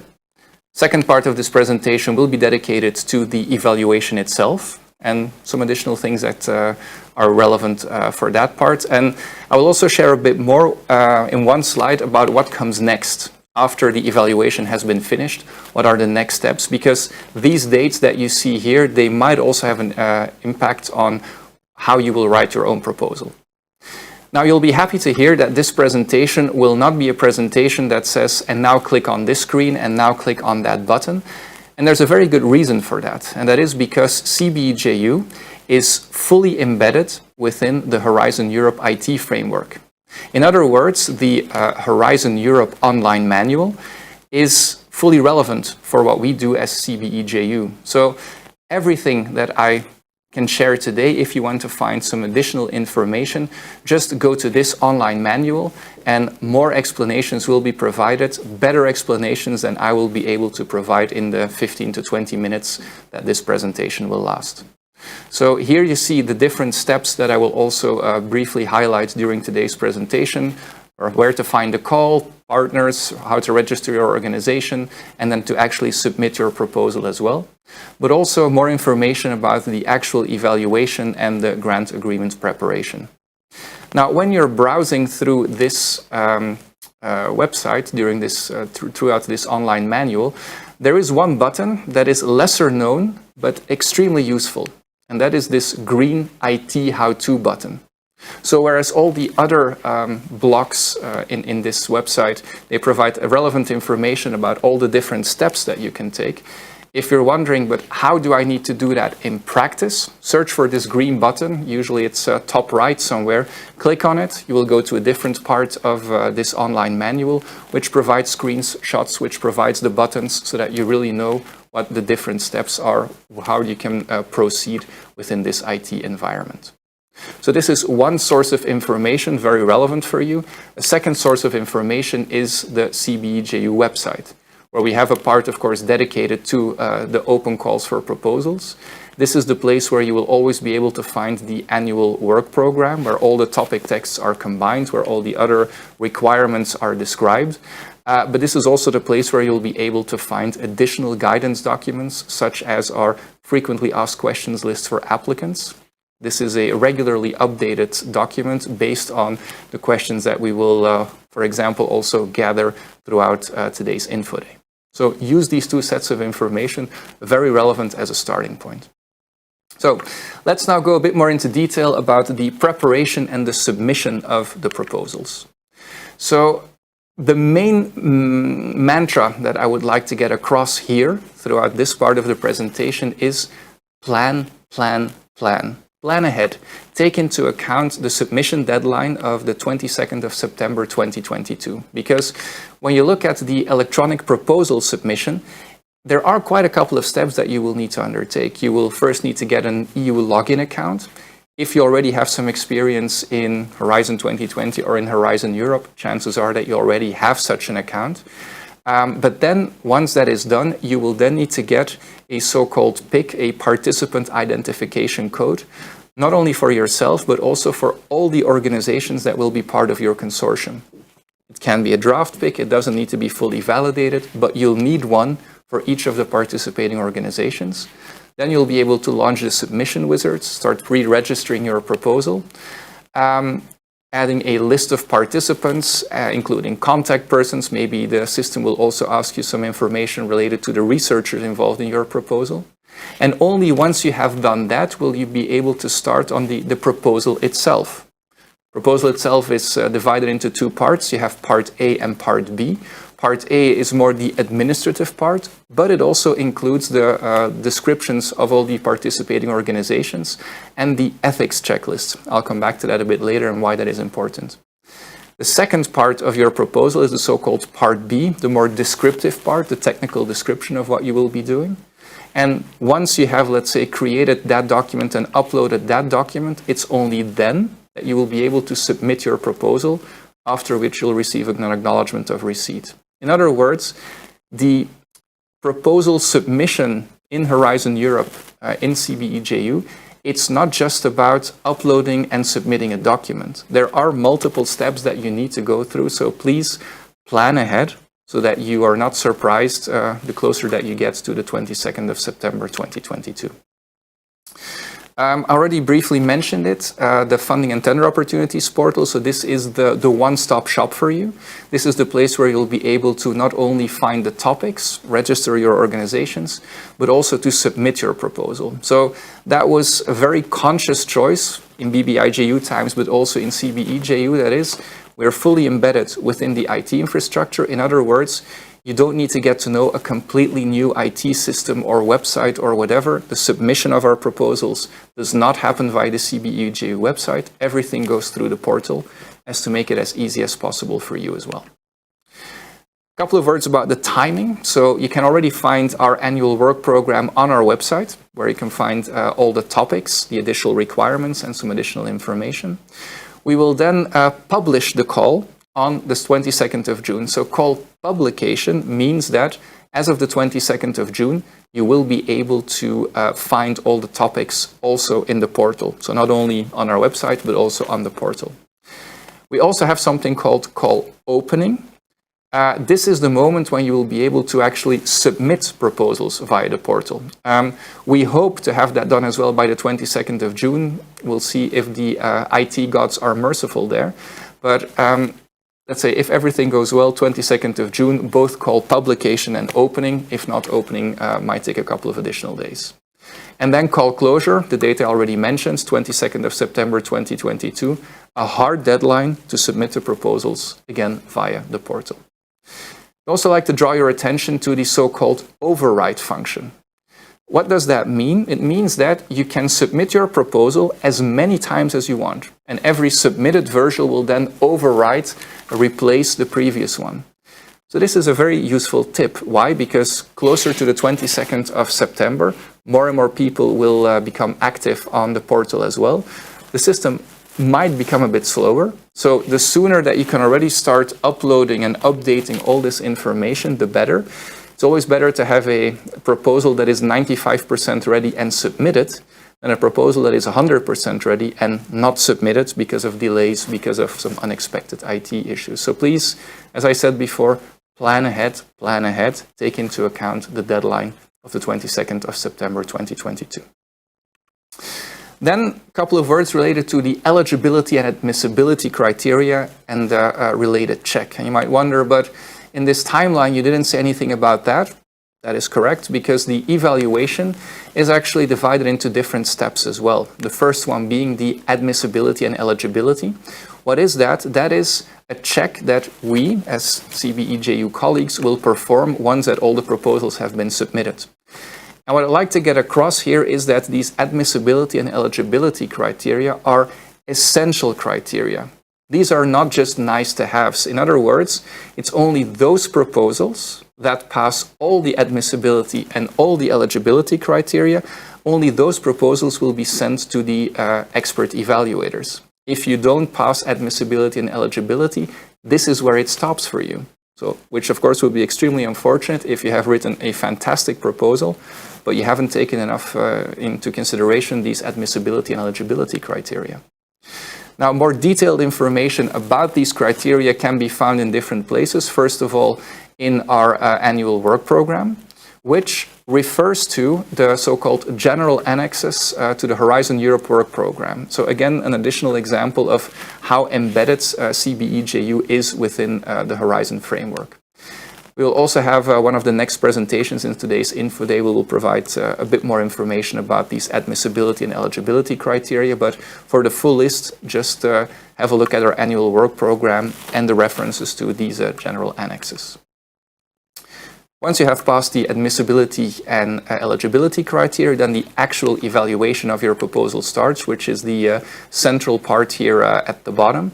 And as you can see, also there, a lot of different steps are taking place. And although it is one evaluation, we as CBE JU, we will actually hire external experts with two sets of expertise. On the one hand, more technical, environmental, business expertise. That expertise is necessary so that all the submitted proposals can be evaluated on excellence, impact, and implementation, very much in line with Horizon Europe.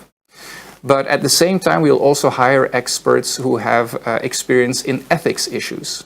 And this is, I told you that I was going to come back to it, this is why the Part A of your proposal, Section 4, the ethics checklist, is important. In other words, please provide enough information in your proposal to answer both sets of questions, the technical, business, environmental on the one hand, but also the ethics part as well. Both parts are necessary to have a successful proposal. Please also be aware that during the evaluation, a lot is very similar to Horizon Europe, but there are also a couple of CBE JU specificities. So please, when you're writing your proposal, familiarize yourselves with these CBE JU specific evaluation sub-criteria, specifically for innovation actions and flagships, and also the evaluation thresholds, which are a bit different from the standard Horizon Europe way of doing things. More information about these and other elements are referred to the other presentation of the 7th of June Info Day on how to write a good proposal. And just to be complete as well, for our flagships, there we will also organize hearings as part of the evaluation. So what is that? The hearings are a way for the flagship consortia to provide clarifications, and I cannot stress this enough, clarifications, not new information, clarifications about their business plan. To be clear, the submitted proposal should be complete. The submitted business plan should be complete. But past experiences have taught us that sometimes the expert evaluators, they have some questions about the business plan, which they would like to ask directly to the consortia. This is an opportunity that we then provide. But it should be only clarifications. You cannot come with a completely new business plan or some completely new ideas. We will take that into account during the evaluation as well. Now, as I said, we hire external experts to help us with these evaluations, and today you're following the Info Day, so at least you're interested in CBE JU. You might even think, well, actually I also think that I have quite a bit of expertise when it comes to this very diverse field. Now, if you would like to be considered as an evaluator during the CBE JU Call 2022 evaluations, then please create or update your expert profile. CBE JU uses the same expert database as the EU research family. So if you already have a profile, great. But even if you have one, please double check it and update it. Why? If you'd like to be considered and you have a profile and have created a profile or updated it, please send an email to experts@cbe.europa with an A, not an E, .eu by mid-June. Mentioning indeed your expert profile number. Why? Because this will help us to check, okay, is this indeed someone who we could potentially hire? So the more up-to-date that your profile is, the better. And of course, this could be a great way for you to also get involved and get also some expertise in the whole evaluation process. And then lastly, a couple of words related to what comes next after the evaluation, the so-called grant agreement preparation. And What I want to mention here is the following. It's that only the highest scoring proposals will be invited to this next phase. So that is the end result of the evaluations. Every proposal will receive a score. There will be rankings per topic, and depending on the budgets, then the highest scoring proposals will be invited to GAP grant agreements preparation. A couple of words related to timing here. We will inform all the applicants at the same time about the evaluation outcome. Within the Horizon Europe framework, that means that we have maximum 5 months since call closure to inform all these applicants. So 22nd of September 2022 plus 5 months, that's approximately around the 23rd of February 2023 that you will receive the evaluation outcome. We aim to do that sooner, but that is the deadline. Once that you are informed about the evaluation outcome, then the highest scoring proposals will, as I said, be invited for GAP. And if GAP is successful, the outcome of a successful GAP is a signed grant agreement, the contract between us, CBE JU, and you as a consortium. That should in principle be signed maximum 8 months after call closure. So by, let's say, end of May 2023. Just a bit of expectations management here as well. The highest scoring proposals are put on the so-called main list. The other proposals, maybe even very high scoring ones, they will be put on the reserve list. Now, the farther away that we move from call closure, the closer that we get to this May of 2023, the smaller the chance that the proposals on this reserve list will be promoted to the main list. Because the closer that we get to May 2023 means, of course, that the GAP seems to be progressing successfully and there are no proposals that might not get funded in the end. The project start is in principle the earliest on day 1 of the month after grant agreement signature. So if your grant agreement is signed in May of 2023, that means in principle your project, can only start on the 1st of June 2023.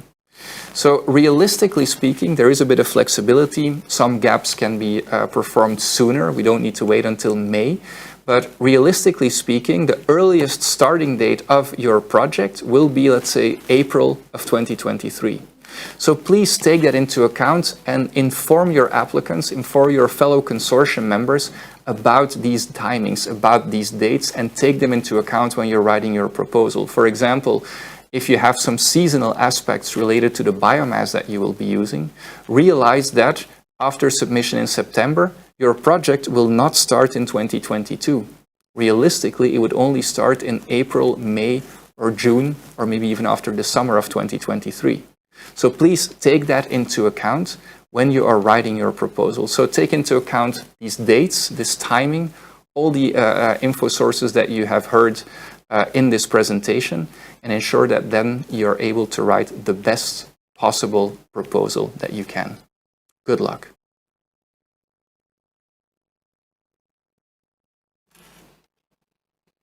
Thanks a lot, Dieter, for your presentation. The next presentation is on call management rules and conditions, and it will be presented by our legal manager, Marta Campos. Please, Marta.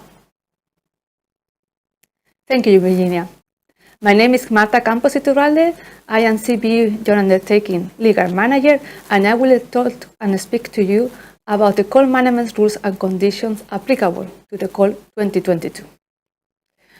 Although in many things we follow Horizon Europe principles and rules, there are some specificities and novelties that we want to highlight, and you are aware because they will be very important under evaluation.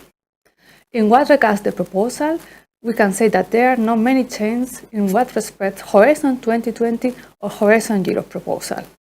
In what respects the difference between Horizon Europe and Horizon 20, you will notice, if you have applied it before, that there are new fields in Part A, like the researchers table, the roles of participant organizations, and the self-declaration on gender equality plan. There are some fields that were moved from Part B to Part A, like the ethics self-assessment, the security questionnaire that is mandatory for all Horizon Europe proposals, and information on participants' previous activities related to the call. There are many novelties in Part B, or some novelties. that we want to make you aware, especially the ones that are highlighted in red in my slide. As new in Part B, there is a new glossary of terms, there is a consistency on the use of terminology, and there is extensive explanations on what exactly should be included in each section. Now, in my slides, highlighted in red, you can find what it is specific either to CBE joint undertaking or to this call. Specific to CBE call, this time in call 2022, you will find that there are some questions linked with additional requirements that you can find in the work program 2022. Specific to this call and specific to CBE, you will find that we are requesting that as an annex, you submit a declaration of the big membership, which members of the proposal are big members. More information will be given during this presentation. Also, specific to this call, you will find that under the only coordination and support action that we have on this call, we have introduced the possibility to have financial support to third parties. In what regards admissibility, I have to say that there are not many novelties from Horizon 2020. All the proposals need to be submitted before the call deadline, and there every second counts. Has to be electronically submitted via the funding and tender portals. No other means of submission are admissible. Applications must be complete, readable, accessible, and printable, and have to include a plan for the exploitation and dissemination of results. But we want to bring to your attention that there is a derogation in the page limit in the CBU call for proposal. This derogation is that for innovation actions, all the innovation actions, the page limit is 70 pages.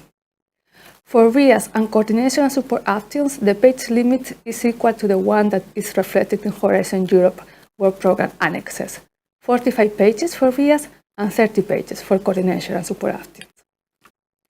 In what regards the eligibility, the consortium composition in all collaborative projects has to be integrated by at least one independent legal entity from a member state and at least two other independent legal entities, each established either in a member state or in associated country to Horizon Europe.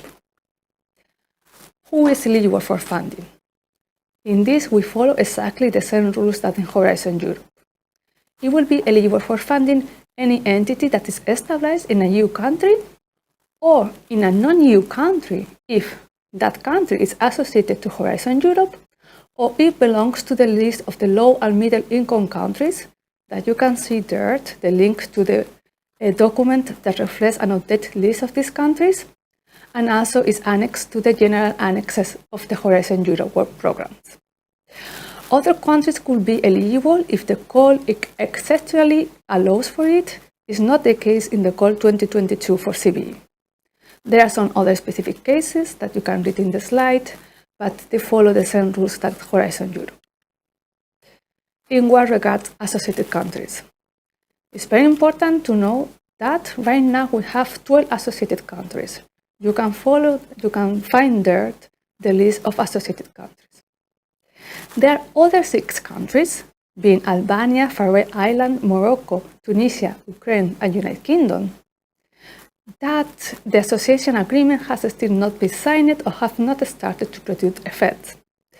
For those countries, we will treat them as if they are eligible for funding, the whole evaluation of the proposal, but that association agreement has to be signed in place and producing effects by the moment that we will sign the grant agreement. If not, the funding will not be allocated. As a novelty, as we have stated in the beginning, we have in the coordination and support actions that is reflected in this call, the possibility to have financial support to third parties. This is a possibility that in Horizon 2020 used to be called cascading grants. So you will find in the coordination and support actions all the legal requirements and basis to have this financial support to third parties. The total budget allocated to this financial support is 400,050 euros. But important, not all that budget can be allocated to a single entity. The budget per third party is 60,000 euros. The objective of this financial support is to provide direct support to researchers, developers, SMEs, startups, and other multidisciplinary actors. The conditions to establish this financial support are detailed in Part B of the general annexes of Horizon Europe, and the most important points to retain are that the financial support can only be provided in the form of grants, that the conditions on how this financial support will be allocated and how these entities will be selected have to be explained as an annex to Part B of the proposal. And you have to know, in case that you are selected for funding, that as this financial support can only be given in form of grants, you will need to publish these grants in the funding and tender portal and also in your own website. In what regards the evaluation award criteria, we still retain the three categories that they were in Horizon 2020: excellent, impact, and quality and efficiency of the implementation. Attention, and it's very important, and we are going to explain in detail, there is a specific CBE impact sub-criteria for innovation actions only. This award criteria has been adopted following the lessons learned that they have been reduced to ensure that the same aspect is not assessed twice. Open science practice are assessed now under the part of scientific methodology in the excellent criterion. There is a new approach to impact with the Horizon Europe key impact pathways, and the assessment of the quality of applicant is now assessed under implementation. On the contrary, the assessment of the management structure has been removed. In what regards the impact criteria and the specific CBE impact criteria that you can find under the Work Programme 2022. As you can read, it's a copy and paste from the award criteria that is reflected in the Work Programme. These impact criteria for innovation actions, all innovation actions, include the flagships, states the following. The ability to ensure the level of in-kind contributions to operational activities, what we know as ICOP, defined in the call topic as a percentage of total project eligible costs, has a threshold of 15% for innovation actions and 20% for flagships. So, what we consider ICOP, what we consider these in-kind contributions to operational activities. There is a common definition that is established in the Council regulations establishing all the joint undertakings under Horizon Europe. ICOP is defined as contribution by private members or the constituting entities or affiliate entities consistent of the eligible costs incurred by them in implementing indirect actions, less the contribution of that joint undertaking. Important to retain is that in CBE joint undertaking, for the moment, there is only one private member, that is the Bio-Based Industry Consortium, meaning that to be considered as ICOP and to be counted towards the threshold of the minimum of ICOP that is going to be evaluated under this impact sub-criterion, the ICOP has to be reflected in the budget of the big members and their affiliated entities. To know who is a big member and who is not, and there is not a place in the proposal to reflect this fact, what we are requesting is that the consortium includes a declaration that will be provided by BIC that will certify that membership. In that regard, although BIC can inform you better, we can already announce that BIC has set up an open and fast procedure to become an industry member, either as a full member or as a temporary project member, until the evaluation has been performed. This is a fast procedure that will ensure that any application is proceeded in a fast-track manner before the closure of the call. You can find more information with BIC. We provide that the general link, and of course, they can also take questions. Here, I want to give you two examples of what we mean in what regards this minimum ICOP that needs to be reflected to be evaluated towards the minimum threshold established in the Impact Sub-Criterion Award. So here, what we have is a flagship, for which the threshold is established at 20% of ICOP for the total proposal budget. We have two big members, that will be the coordinator and beneficiary number 2, that are providing approximately close to 5 million euros. This ICOP represents 29.3% of the total ICOP of the proposal, meaning that is above threshold and will be positively evaluated.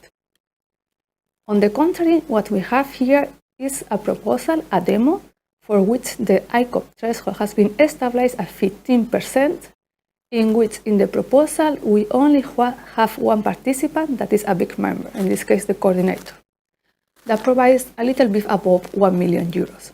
That represents barely 14.1% of ICOP, meaning that this will be below the threshold to be positively evaluated under this impact sub-criterion.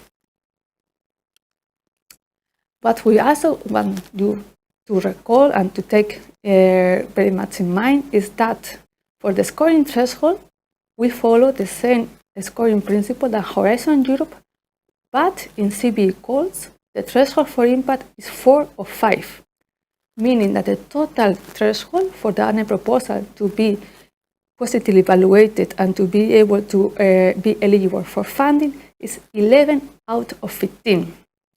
Please take into account that, as is reflected in the work program, impact has a higher weighting than the other two criteria. Impact will have a weight of 1.5, while excellent implementation, this higher weight is not applicable. In what regards the priority order, we follow exactly the same rules as in Horizon Europe. For RIAs and coordination and support actions, in case of identical scores, the proposals will be prioritized in accordance with the points acquired in excellent and impact. For what regards innovation actions, including flagships, prioritization will take place taking first into account the points scored for impact and then excellent. You have to know that as it has been established for Horizon Europe, in case of full equal, meaning identical scores in each criterion, proposals will be prioritized following these three criteria. The gender balance among the personnel named in the proposal, that was part A, the researchers table.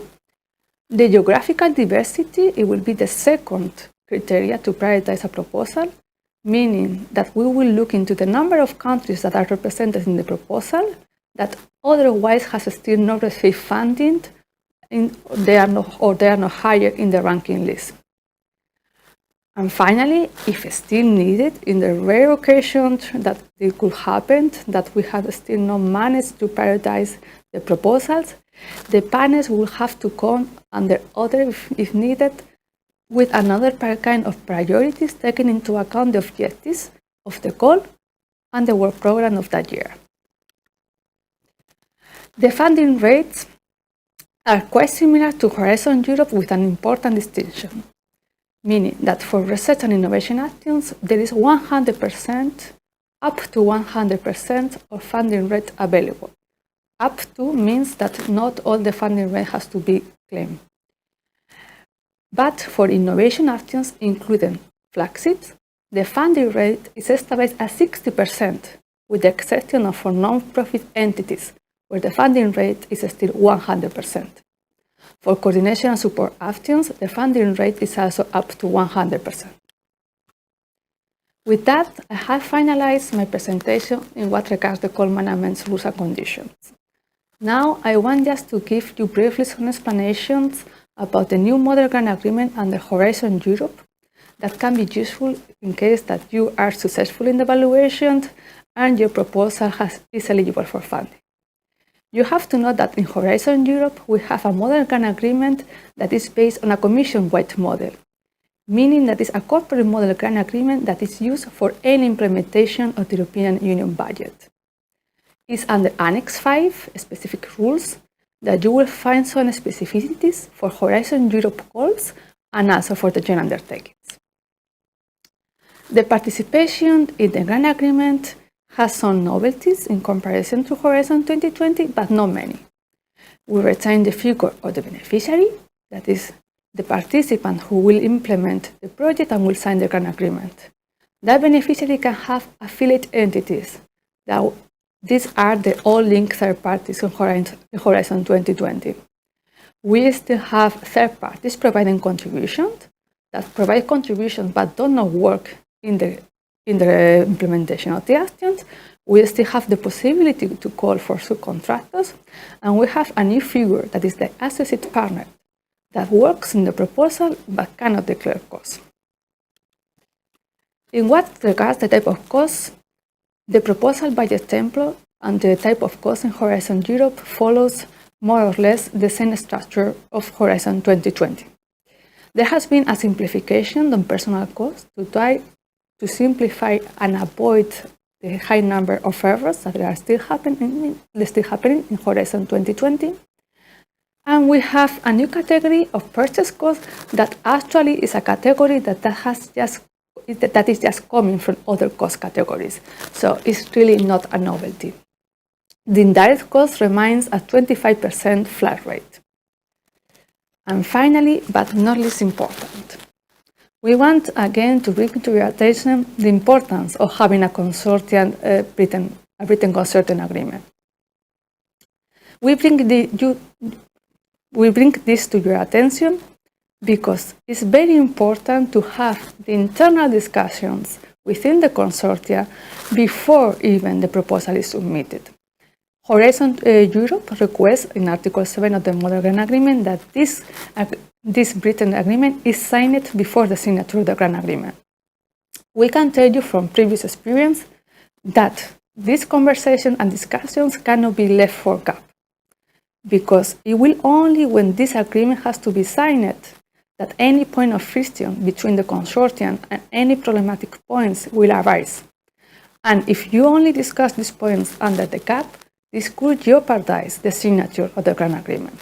So we can only encourage you to have the discussions and sign the consortium agreement as soon as possible. With this, I finalize my presentation. I welcome your questions. Thank you so much for your attention. Thank you, Marta, for your presentation. And now we have the third and last presentation for this section before we take the question you are sending. This presentation focuses on how to write a good proposal, considering in particular the requirements we have in CBE. And I welcome here Pilar Llorente, one of the CBE JU program officer. Please, Pilar. Thank you, Virginia. Good morning, everyone. With this presentation, I would like to highlight some important aspects for you to prepare a good CBE JU proposal. So in addition to having an excellent idea that is suitable for the CBE JU program, you'll need some more elements. First of all, you'll need to address not only all topic requirements, but also all CBE JU additional requirements. Additionally, you need to have a very good understanding of the evaluation criteria and make sure you answer them properly. And not only this, you have to do that in a clear and convincing manner. So let's have a look at all these aspects. Let's start with the CBE JU specifics, the additional requirements. The additional requirements aim at ensuring that all funded projects will achieve very high standards of sustainability, environmental protection, techno-economic feasibility, and they will also engage the participation of all relevant actors and will create synergies with other projects, among other aspects. These additional requirements are included in a specific section of the annual work program and are common to all topics. They should be addressed by all proposals as specified by the type of action, in addition to the topic-specific requirements. In this table, you can see a summary of all the additional requirements, which type of actions they address, and where to include them in the proposal. You see that some of them, such as the feedstock sourcing and environmental requirements of the feedstock, are to be addressed in a structured question, whereas the other you will have to address them in different sections of the proposal. So let's go one by one. First, the complementarity and synergies with other projects. Proposals should build and seek complementarity and demonstrate synergies with finalized or ongoing projects, whether are funded under Horizon 2020, including BBI JU, or Horizon Europe or other funding schemes at a European or national level. The idea is to avoid overlap and to promote synergies to advance beyond the state of the art.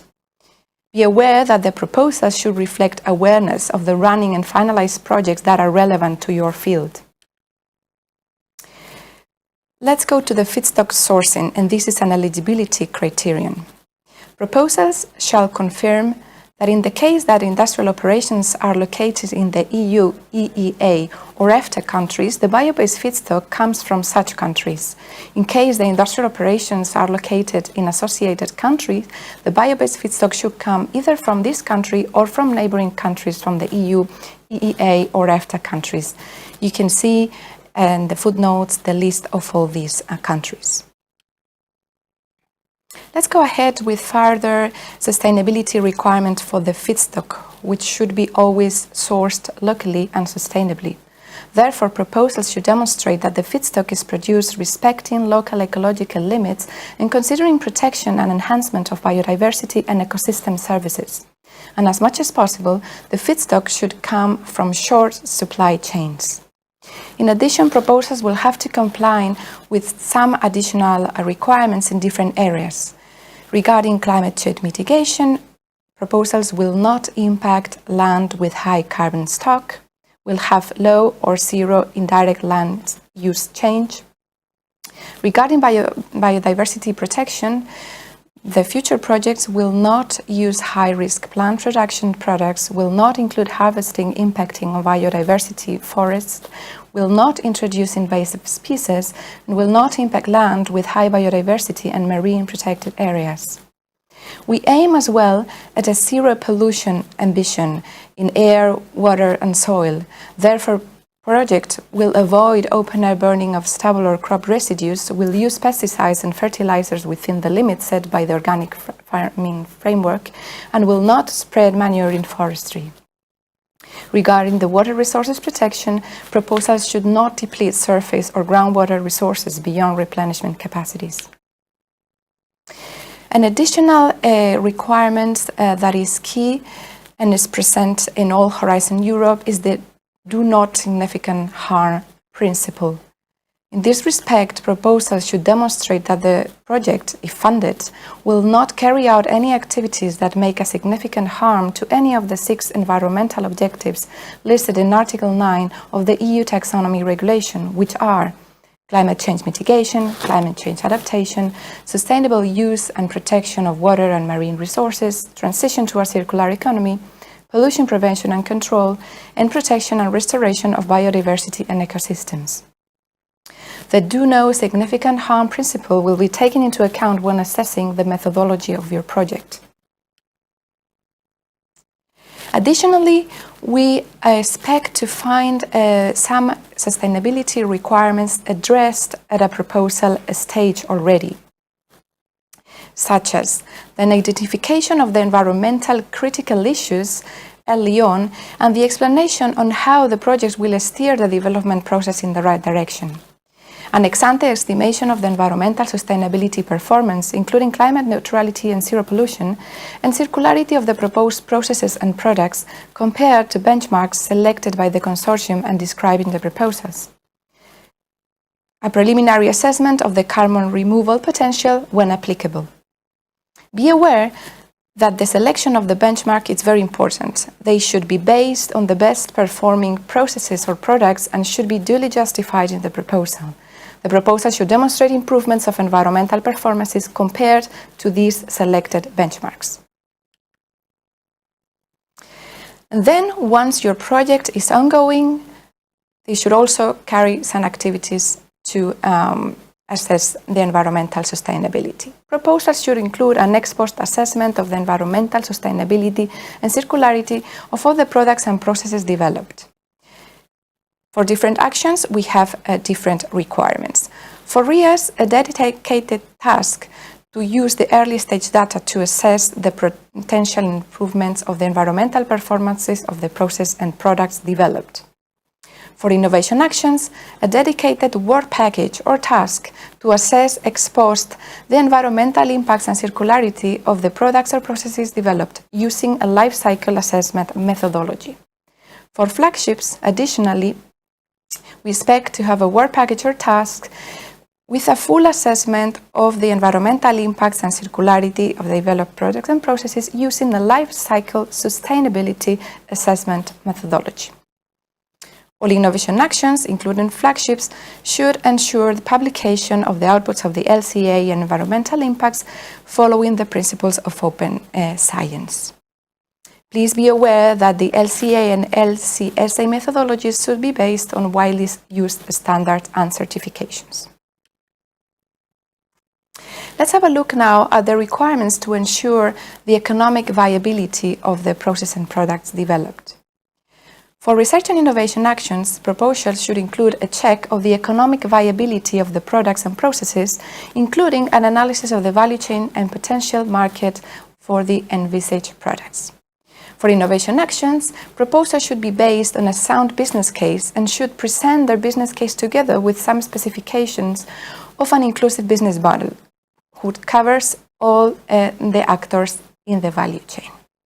For flagships, additionally, proposals should include a preliminary business plan in a separate annex. Please be aware that definitions for business case, models, and plans are provided in the glossary. The multi-actor approach aims at ensuring the genuine and sufficient involvement of all relevant actors in a given topic and the coverage of the whole value chain from the bio-based feedstock suppliers to the end users. The actors to be involved, of course, depend on the specifics of the topic and the proposal, and they may include farmers, foresters, aquaculture producers, fishermen, technology suppliers, and any other actors of the civil society. So now that you understand well the additional criteria for CBE JU, it's very important to have a good understanding of the evaluation criteria against which your proposal will be evaluated. CBE JU follows the same three criteria as in Horizon Europe: excellent, impact, and quality and efficiency of the implementation. There is an additional specific CBE impact subcriteria for innovation actions, as my colleague Marta already explained. The ability to ensure the level of in-kind contributions to operational activities defined as a percentage of the total project eligible costs, which are 20% for flagships and 15% for the rest of innovation actions. Let's go with the first criteria, excellence. Excellence is about the idea and the concept that underlines your proposal. Here, we want to see the clarity and pertinence of the project objectives and the extent to which the proposed work is ambitious and goes beyond the state of the art. We want to assess the soundness of the proposed methodology, including the underlying concepts, models, assumptions, interdisciplinary approaches, appropriate consideration of gender dimension, open science considerations, and engagement of the relevant actors. For CSAs, the evaluation criteria are the same, but slightly simplified and adapted to this type of actions which do not involve technological development. So which are the key questions you should be answering to make sure you address these criteria properly? As for the objectives, are they clear and pertinent? Are they measurable and verifiable? Did you set quantitative objectives and set good means for verification? Are they realistic and achievable? Do they have enough R&I maturity and TRL? Is it in accordance to the topic? Does the proposed work go beyond the state of the art? Does it include groundbreaking R&I novel concepts?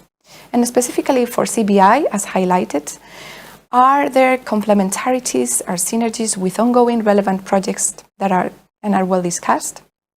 As for the methodology, we should be checking if the scientific methodology is clear and sound. Is the interdisciplinarity approach well addressed? Has the gender dimension in research and innovation been properly taken into account? Are open science practices implemented? Is the research data management properly addressed? And CBE specific, is the multi-actor approach well considered? And is the do not significant harm principle observed? Let's move now to impact. In impact, we will be checking the credibility of the pathways to achieve the expected outcomes and impacts specified in the work program, and the likely scale and significance of the contributions of the project. We will be checking as well the suitability and quality of the measures to maximize the expected outcomes and impacts, including dissemination, communication, and exploitation activities. As previously explained, for CBE JU innovation actions, we expect as well to assess the ability to ensure the level of in-kind contributions to operational activities defined as the percentage of total project eligible costs. Which are the key questions we are looking at? The proposed pathways towards impact, are they credible? Is their contribution credible? Are there potential barriers or bottlenecks to the expected outcomes? And did you consider them well and propose mitigation measures? Is there any potential impacts, negative environmental impacts that you should be considering? Are the scale and significance of the project contribution to the expected outcomes estimated and quantified? And here's again the importance of quantifying your targets. As for CBE specific and checking the economic viability, are the economic viability, business cases, business models, and business plan convincing? And are the requested in-kind contributions provided? Regarding the measures to maximize the impact of the action, dissemination, exploitation, and communication measures, we will be checking if they are suitable, specific for the project, and of good quality. Are they identifying the target groups and customizing the measures? Is the strategy for the management of intellectual property properly outlined and suitable for the project? Let's move now to the third criteria, quality and efficiency of the implementation. Here we are assessing to what extent the work plan is of good quality and effective. We are assessing as well the risks and appropriateness of the effort assigned to work packages and the resources overall. It's about also the capacity and the role of each participant and the extent to which the consortium as a whole brings together the necessary expertise to carry out the action. The key questions for the evaluations are: is the work plan of good quality and effective? Does it include quantified information so that progress can be monitored? Are deliverables and milestones appropriate? Does it follow a logic, clear, structured? Are the resources allocated to work packages in line with the objectives and the work? Are critical risks identified and proper mitigation measures proposed? And specific for CBE, does the work plan include a dedicated task or work package for the ex-post assessment of environmental sustainability and circularity? Regarding the participants and the consortium as a whole, we will be checking if the consortium has the necessary discipline and interdisciplinary knowledge. Does the consortium include expertise in open science practices and gender aspects? Do the partners have access to critical infrastructure needed for the project? Are the participants complementing to one another and do they all have a valid role? And is there significant industrial and commercial involvement so as to ensure the future exploitation of results? Good. So now you know already the evaluation criteria, and now you need to address all these questions in a convincing manner. I'd like to give you here some key principles to follow. First, ensure that the proposed work is well within the scope of the topic. Demonstrate that the idea is ambitious and goes beyond the state of the art. Your scientific methodology must take into account interdisciplinary, gender dimension, and open science practices. Show clearly how the proposed work could contribute to the outcomes and impacts described in the work program. Describe the planned measures to maximize the impact of the project, and customize your communication, dissemination, and exploitation activities. Demonstrate the quality of the work plan and the appropriateness of the resources and the participants. And some last recommendations and takeaway messages. Remember that every word in the topic text and additional requirement counts. They are there for a reason, so make sure you address clearly all of them, all the requirements in the proposal and the additional ones.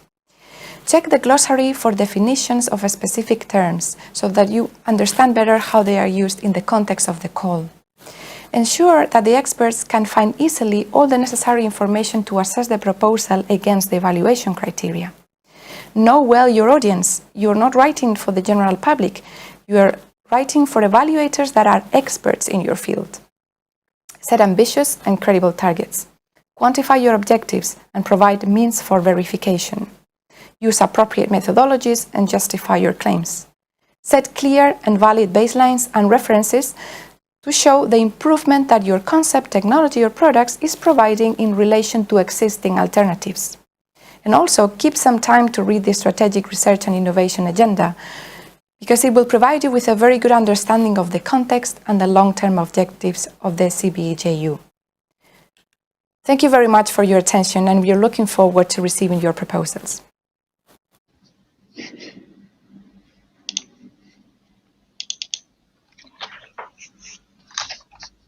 Hello everyone, I hope you can hear me well, and I start thanking all the speakers that have presented this second part of the Info Day, and I also welcome back Dirk, because there may be questions also important for Beek, and I think is important is with us in this second Q&A.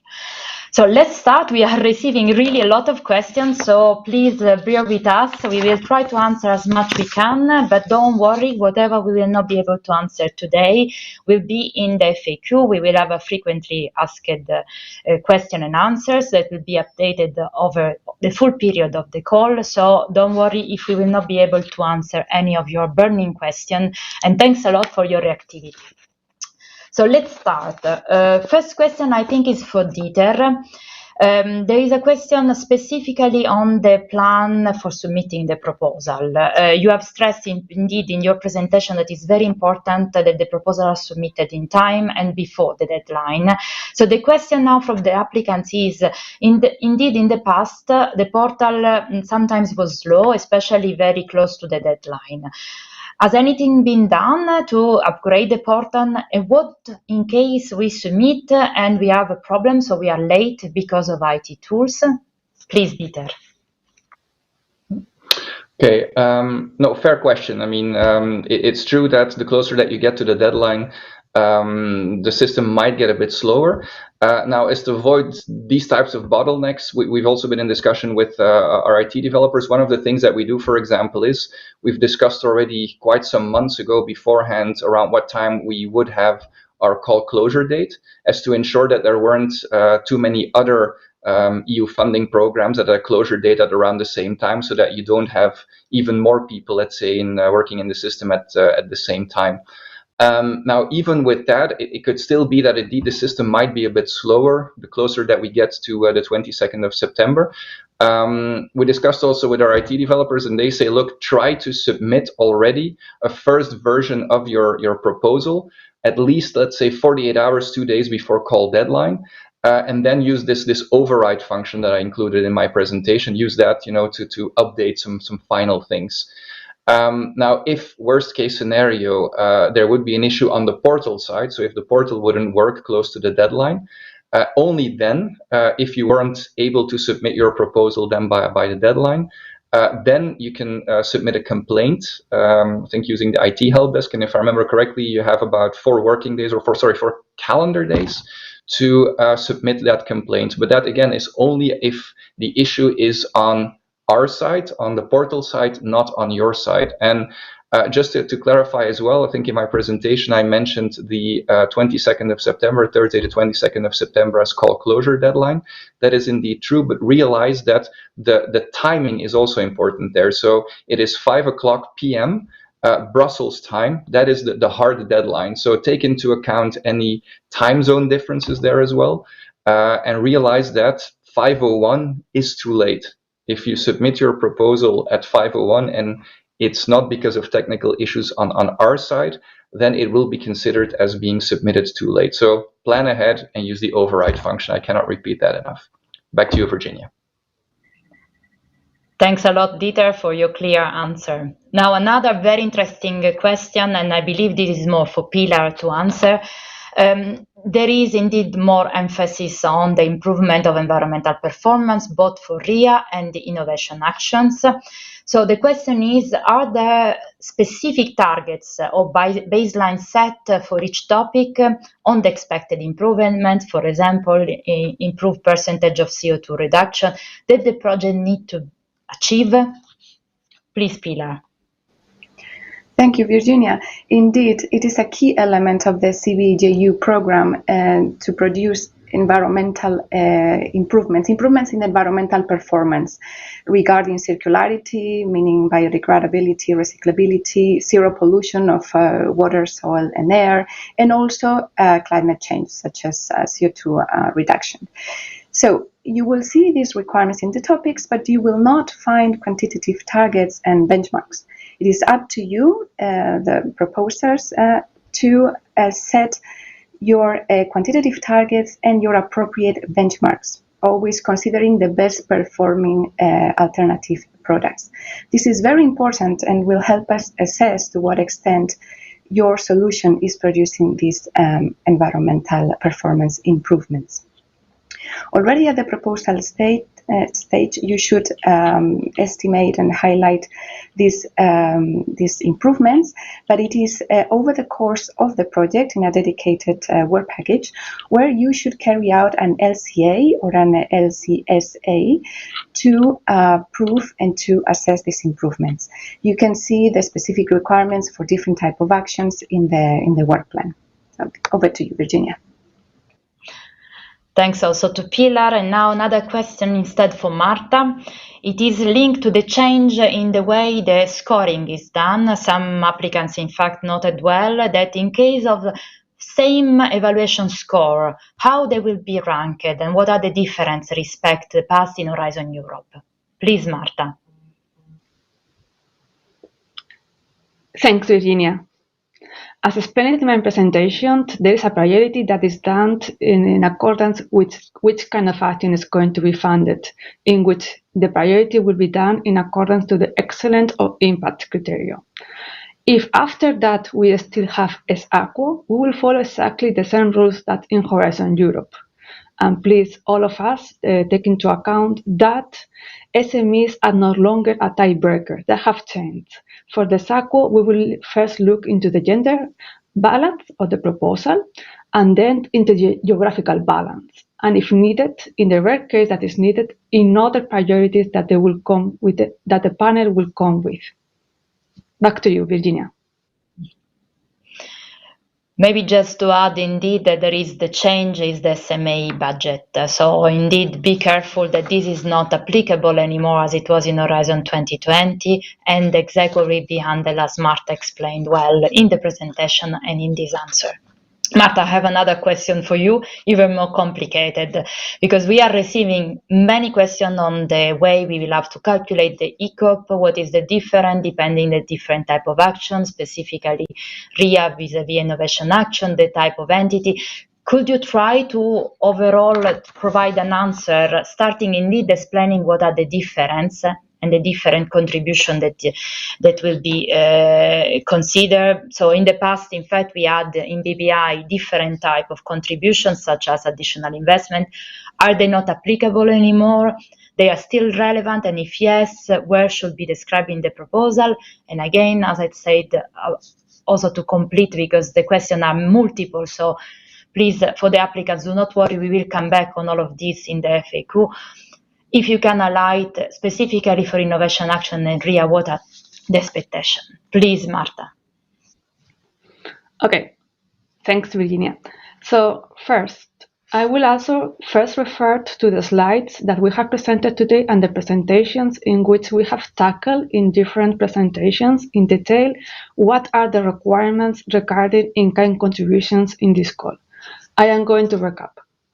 The evaluation sub-criterion regarding the minimum ICOP is only applicable to innovation actions, including flagships. What we mean by ICOP in this call is the ICOP that is coming from big members. If that big member is a full member, is an associate partner, is a constituting entity, it not a difference. It doesn't have a difference. What will count is that they are big members. For that, it's very important that, as stated in the work program, you have as an annex to your proposal the certification provided by BIC that there is a BIC membership. Only if we have that certification of BIC membership, we will be able to look in the proposal budget and we will calculate the ICOP to see if that reached the minimum threshold established as 15% for innovation actions and 20% for flagships. So I repeat, ICOP in this case, it will be the total eligible cost of a big member minus the CBE JU contribution. That will be the ICOP, and that will be what is going to be calculated to see if the minimum threshold is reached. What regards in the Horizon 2020 and what we have BBI as additional investments? We are also going towards a simplification, and here we only will refer as additional activities. Additional activities will need still to be reflected in the proposal, and this was the case in Horizon 2020, but these additional activities, these additional investments are not evaluated in this call. It will be mentioned in the proposal, and more details will be asked from your consortia. If your proposal is selected for funding, is when we will require more details about that additional activity. With that, I think that I've covered everything, and of course, what it is important to retain is that CBE doesn't manage big membership. We have provided a link where you can find more information, and we know that a big website right now is under update, and you will find there all the information regarding this big membership. Back to you, Virginia. Thanks, Marta, for having tried to answer many multiple questions we received, and I'm sure, Dirk, we will have to come back to you if further questions or clarification are needed on this subject. Moving to another point, and this is back to Pilar, to your presentation, you mentioned the importance of evaluating the economic viability, and in particular, the business case, business model, business plan, in relation of the different type of action. So what type of information do they have, the applicants have to include for each type of project? So in particular, RIA, Innovation Action Flagship. Could you please recall and explain further what are the expectations on that? Thanks. Yes, Virginia, indeed, it is very important to include an evaluation of the economic viability and the future market potential, but of course, adapting it to the TRL of the project. In particular, projects with higher TRL, such as innovation actions and especially flagships, are closer to the commercialization and to the market and are expected to provide more details on their business plans and the envisaged and the market possibilities for the envisaged products. I encourage you to go to the glossary of the annual work program, because there you can find the full definitions and details of business case, business model, and business plan in the way we are understanding these concepts under the CBE JU program, and this will help you customize the information in your proposal. Remember that this information should be included in the section impact of the part B of your proposal. And in addition, flagships are expected to include a preliminary business plan as an annex. And yeah, that's it. Thank you. And over to you, Virginia. Thanks a lot, Pilar. So looking back about a number of questions also arrive on another subject, again for you, Marta, to try to cover multiple questions. And in particular, they are linked to the Brexit, so participation of UK, as well the war in Ukraine, other countries that can participate or not participate, and the number were mentioned, Switzerland, Norway, Japan. So let's try to have an overarching answer.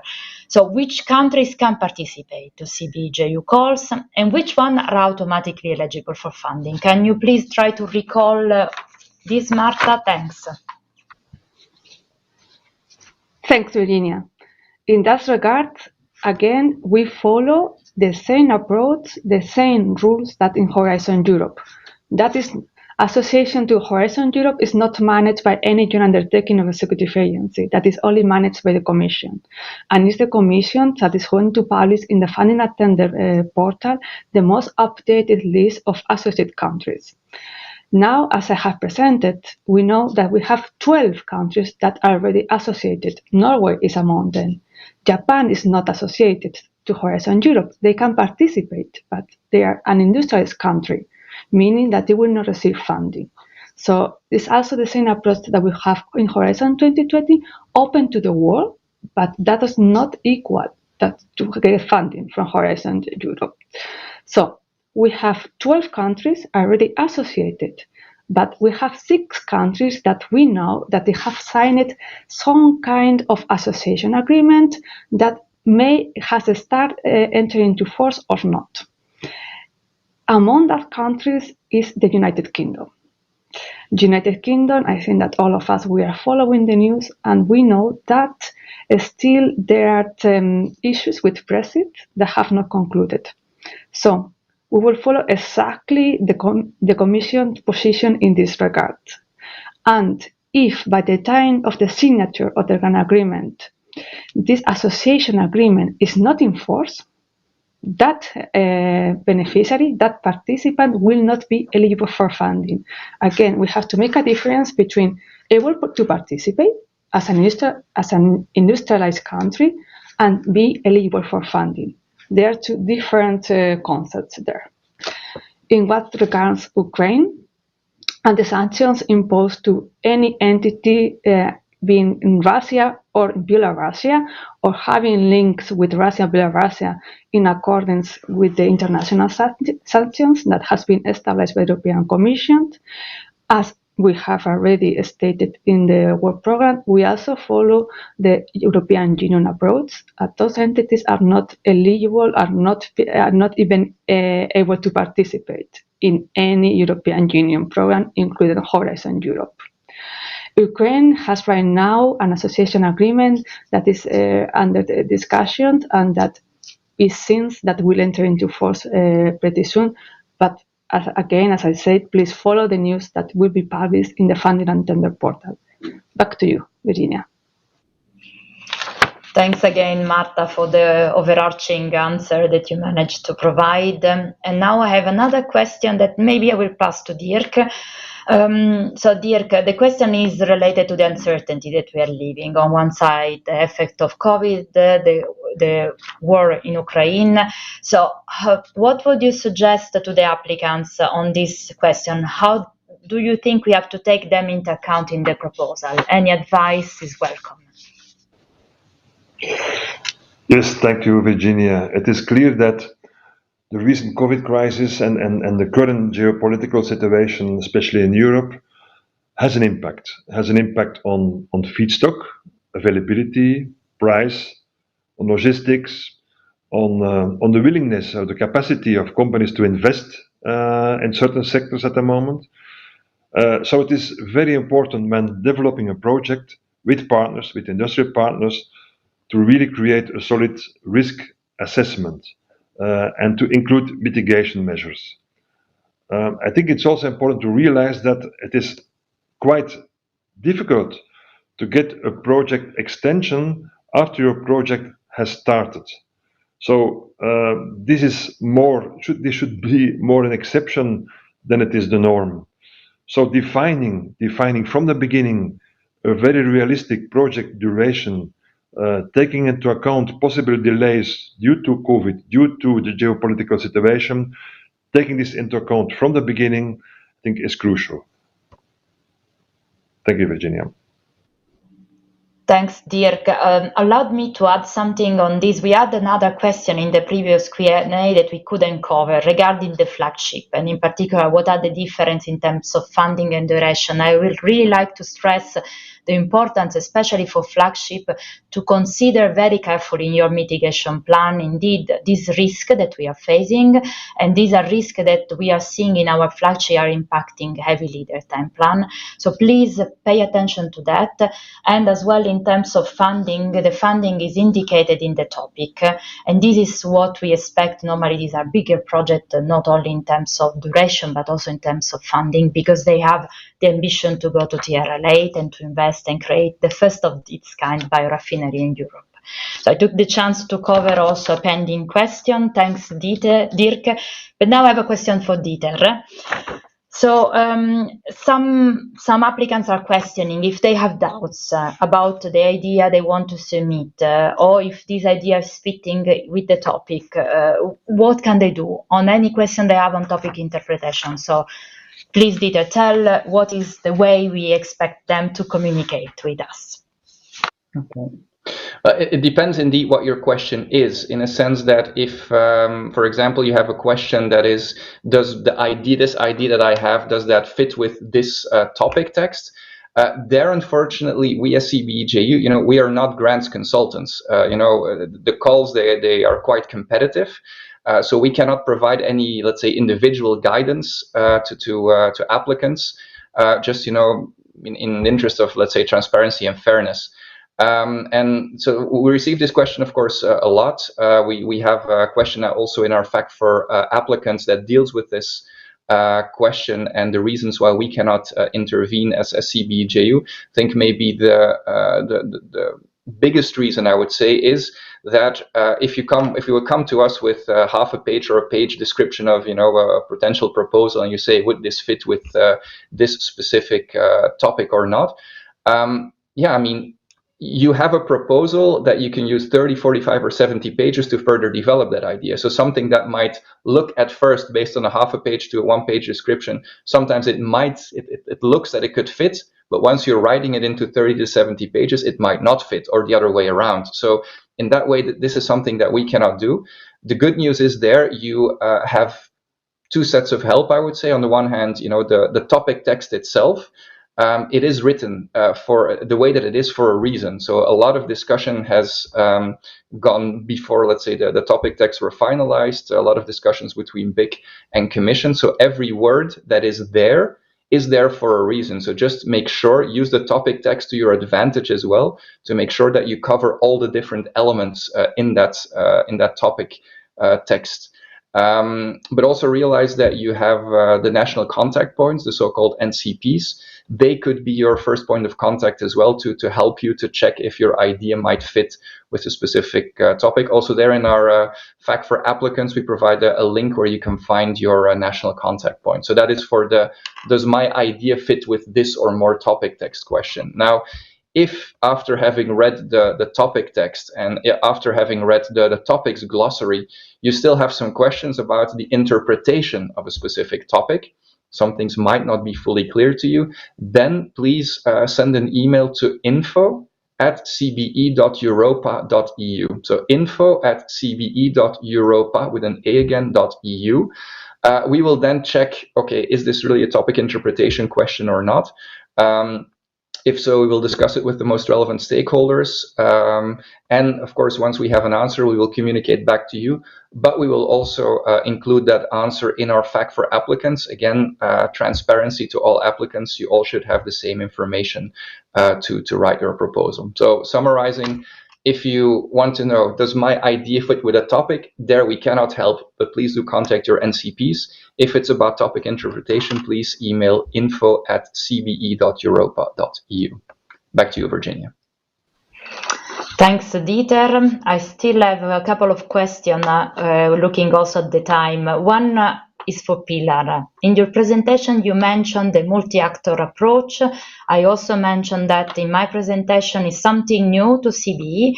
So could you please explain the logic behind and how to address the specific multi-actor approach in the CBE project? Please, Pilar. Yes, thank you, Virginia. Well, indeed, one of the most important principles in CBE JU is that the R&I results are really impactful and they are useful for society. In order to achieve this, we need to make sure that all relevant actors across the value chain are present, are engaged in the action. So from primary producers to technology developers to practitioners and users, all of them. It's about creating kind of inclusive ways of collaboration all along the projects, from the ideation of the proposal across its implementation, and I would say even beyond it. So this way, we ensure that the project considers all needs, all expertise, all concerns of the actors, and then the project's results are useful to them and are impactful and are more likely to have a successful uptake beyond than the project life. So the proposals should already explain in the section 1.2 methodology how they are intending to engage all these important actors in how they want to integrate this multi-actor approach from the primary producers to all type of end users involved in the project. So back to you, Virginia. Thanks, Pilar. One specific question, but interesting, I believe, for many innovation action projects. Marta, so in a proposed budget, so if they have to include the cost to perform demonstration activity on an external demo pilot plant, so they don't have the capacity in-house to do that. It is possible, and if yes, in which category this cost should be declared? Thanks, Virginia.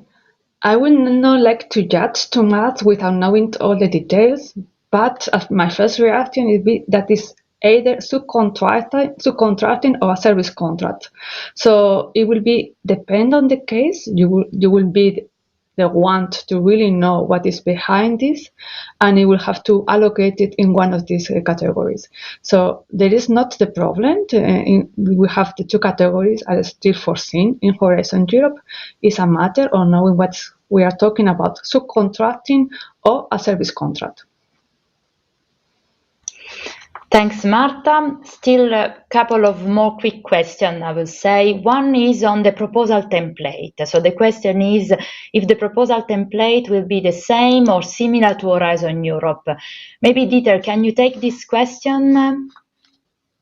So it will be similar to Horizon Europe, but we will include some, let's say, CBE JU specific elements there as well. For example, we talked about biomass of European origin, etc. So this is something that we're currently doing to update, let's say, the templates in such a way that when you download the template via the portal specifically for CBE JU calls, you will then see, okay, these are the additional requirements, or these are the specific questions that we should also answer. So that would be in the template of the Part B. Back to you, Virginia. Okay, thanks a lot. Another quick question on the minimum number of project participants. I think, Marta, that's more for you. So in this regard, maybe the size of the budget could be, for example, 1 million. There is no legal requirement. There is regarding the legal requirement, minimum participants, there is not.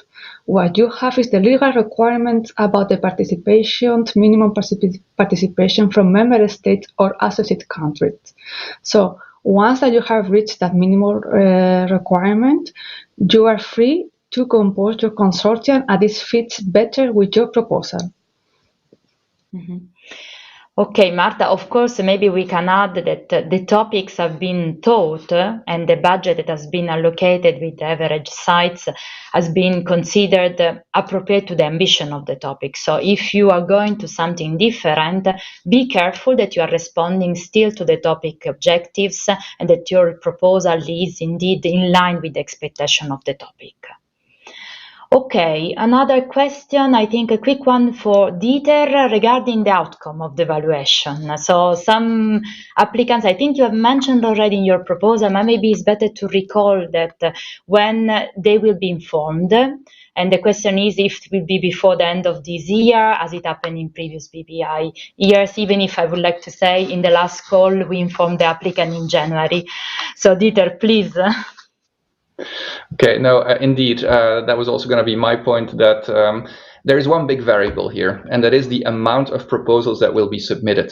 And that, of course, is something that we will only know after call closure, so that's 22nd of September. And that will define, let's say, how much work will be needed in the evaluations, etc., etc. Realistically, based on what we know right now, also because the call closure in the first CBE JU call is actually later than it was in BBI times. In BBI times, we usually, let's say, first week of September.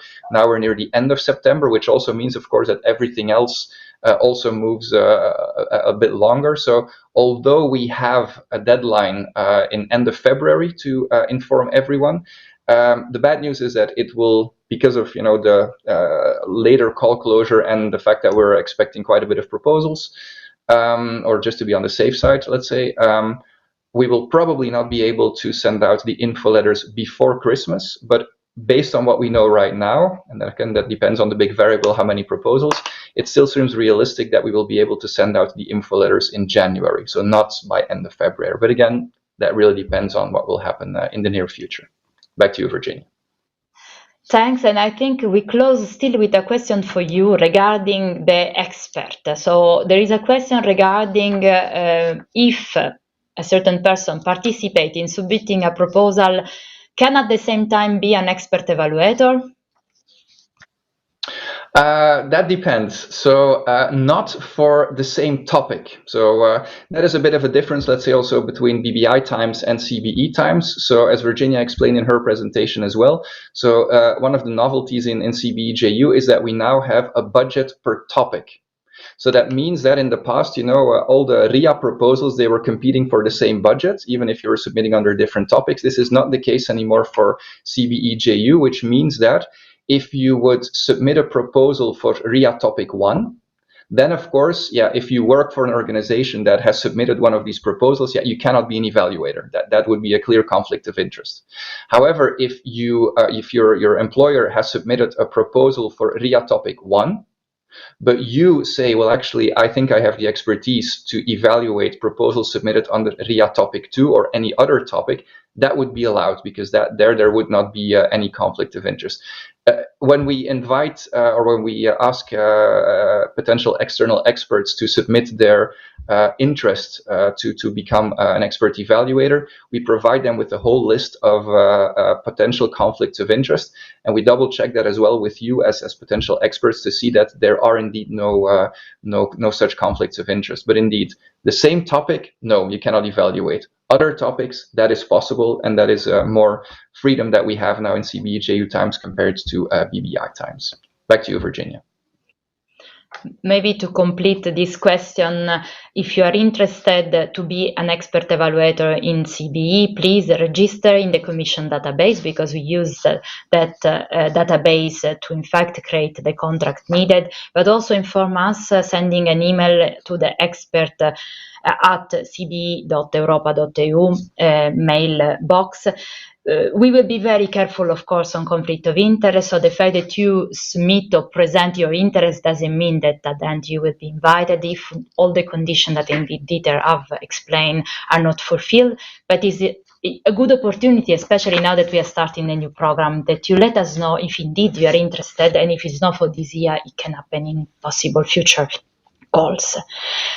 Watching at the time, I think we really need to close, so I really would like to thank a lot all the speakers of this session, all your answer and presentation. Thanks a lot. And let me just close up with some few words. First of all, of course, you understand we are receiving, and I'm sure we're still receiving questions from all of you, so we cannot answer all of them on the spot, but don't worry, we will cover all the questions in the frequently asked question and answer. As I said at the beginning, this will be continuously updated during the full period of the call opening, and please do not hesitate after the info day to send your question to the info at cbe.europa.eu. We will take care to include your question and related answer in the FAQ.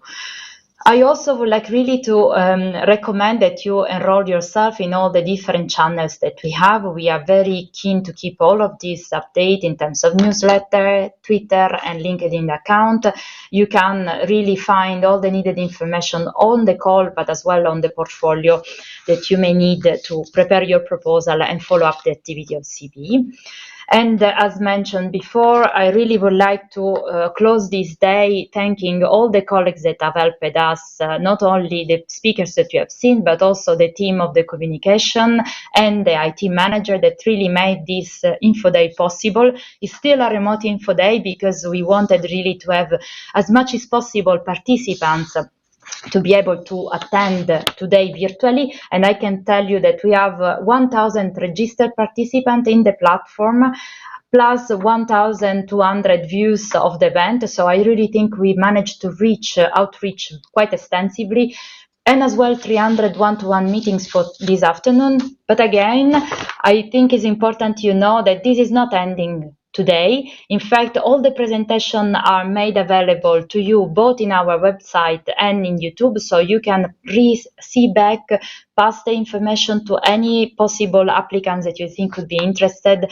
they will be fully accessible, and as well you can continue to submit your question. As well, it's important to know that the networking platform that we really recommend to exploit, it is not just for today. Today we have many one-to-one meetings, but you can continue to pitch your idea, find partners, and discuss with the community all over the period of the call opening until the 22nd of September. So do not hesitate to register into the platform and exploit this opportunity.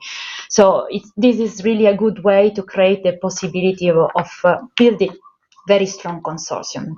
So for us, of course, we expect many good proposals, excellent proposal, I would like to say. So we really were waiting for you to just submit and to come back to us if you have any questions. So thanks to all participants of today's event. I really think it was a challenge for us, and now we are happy to open soon the call. Please stay with us and contribute together with us to create and further develop our circular bio-based environment in Europe.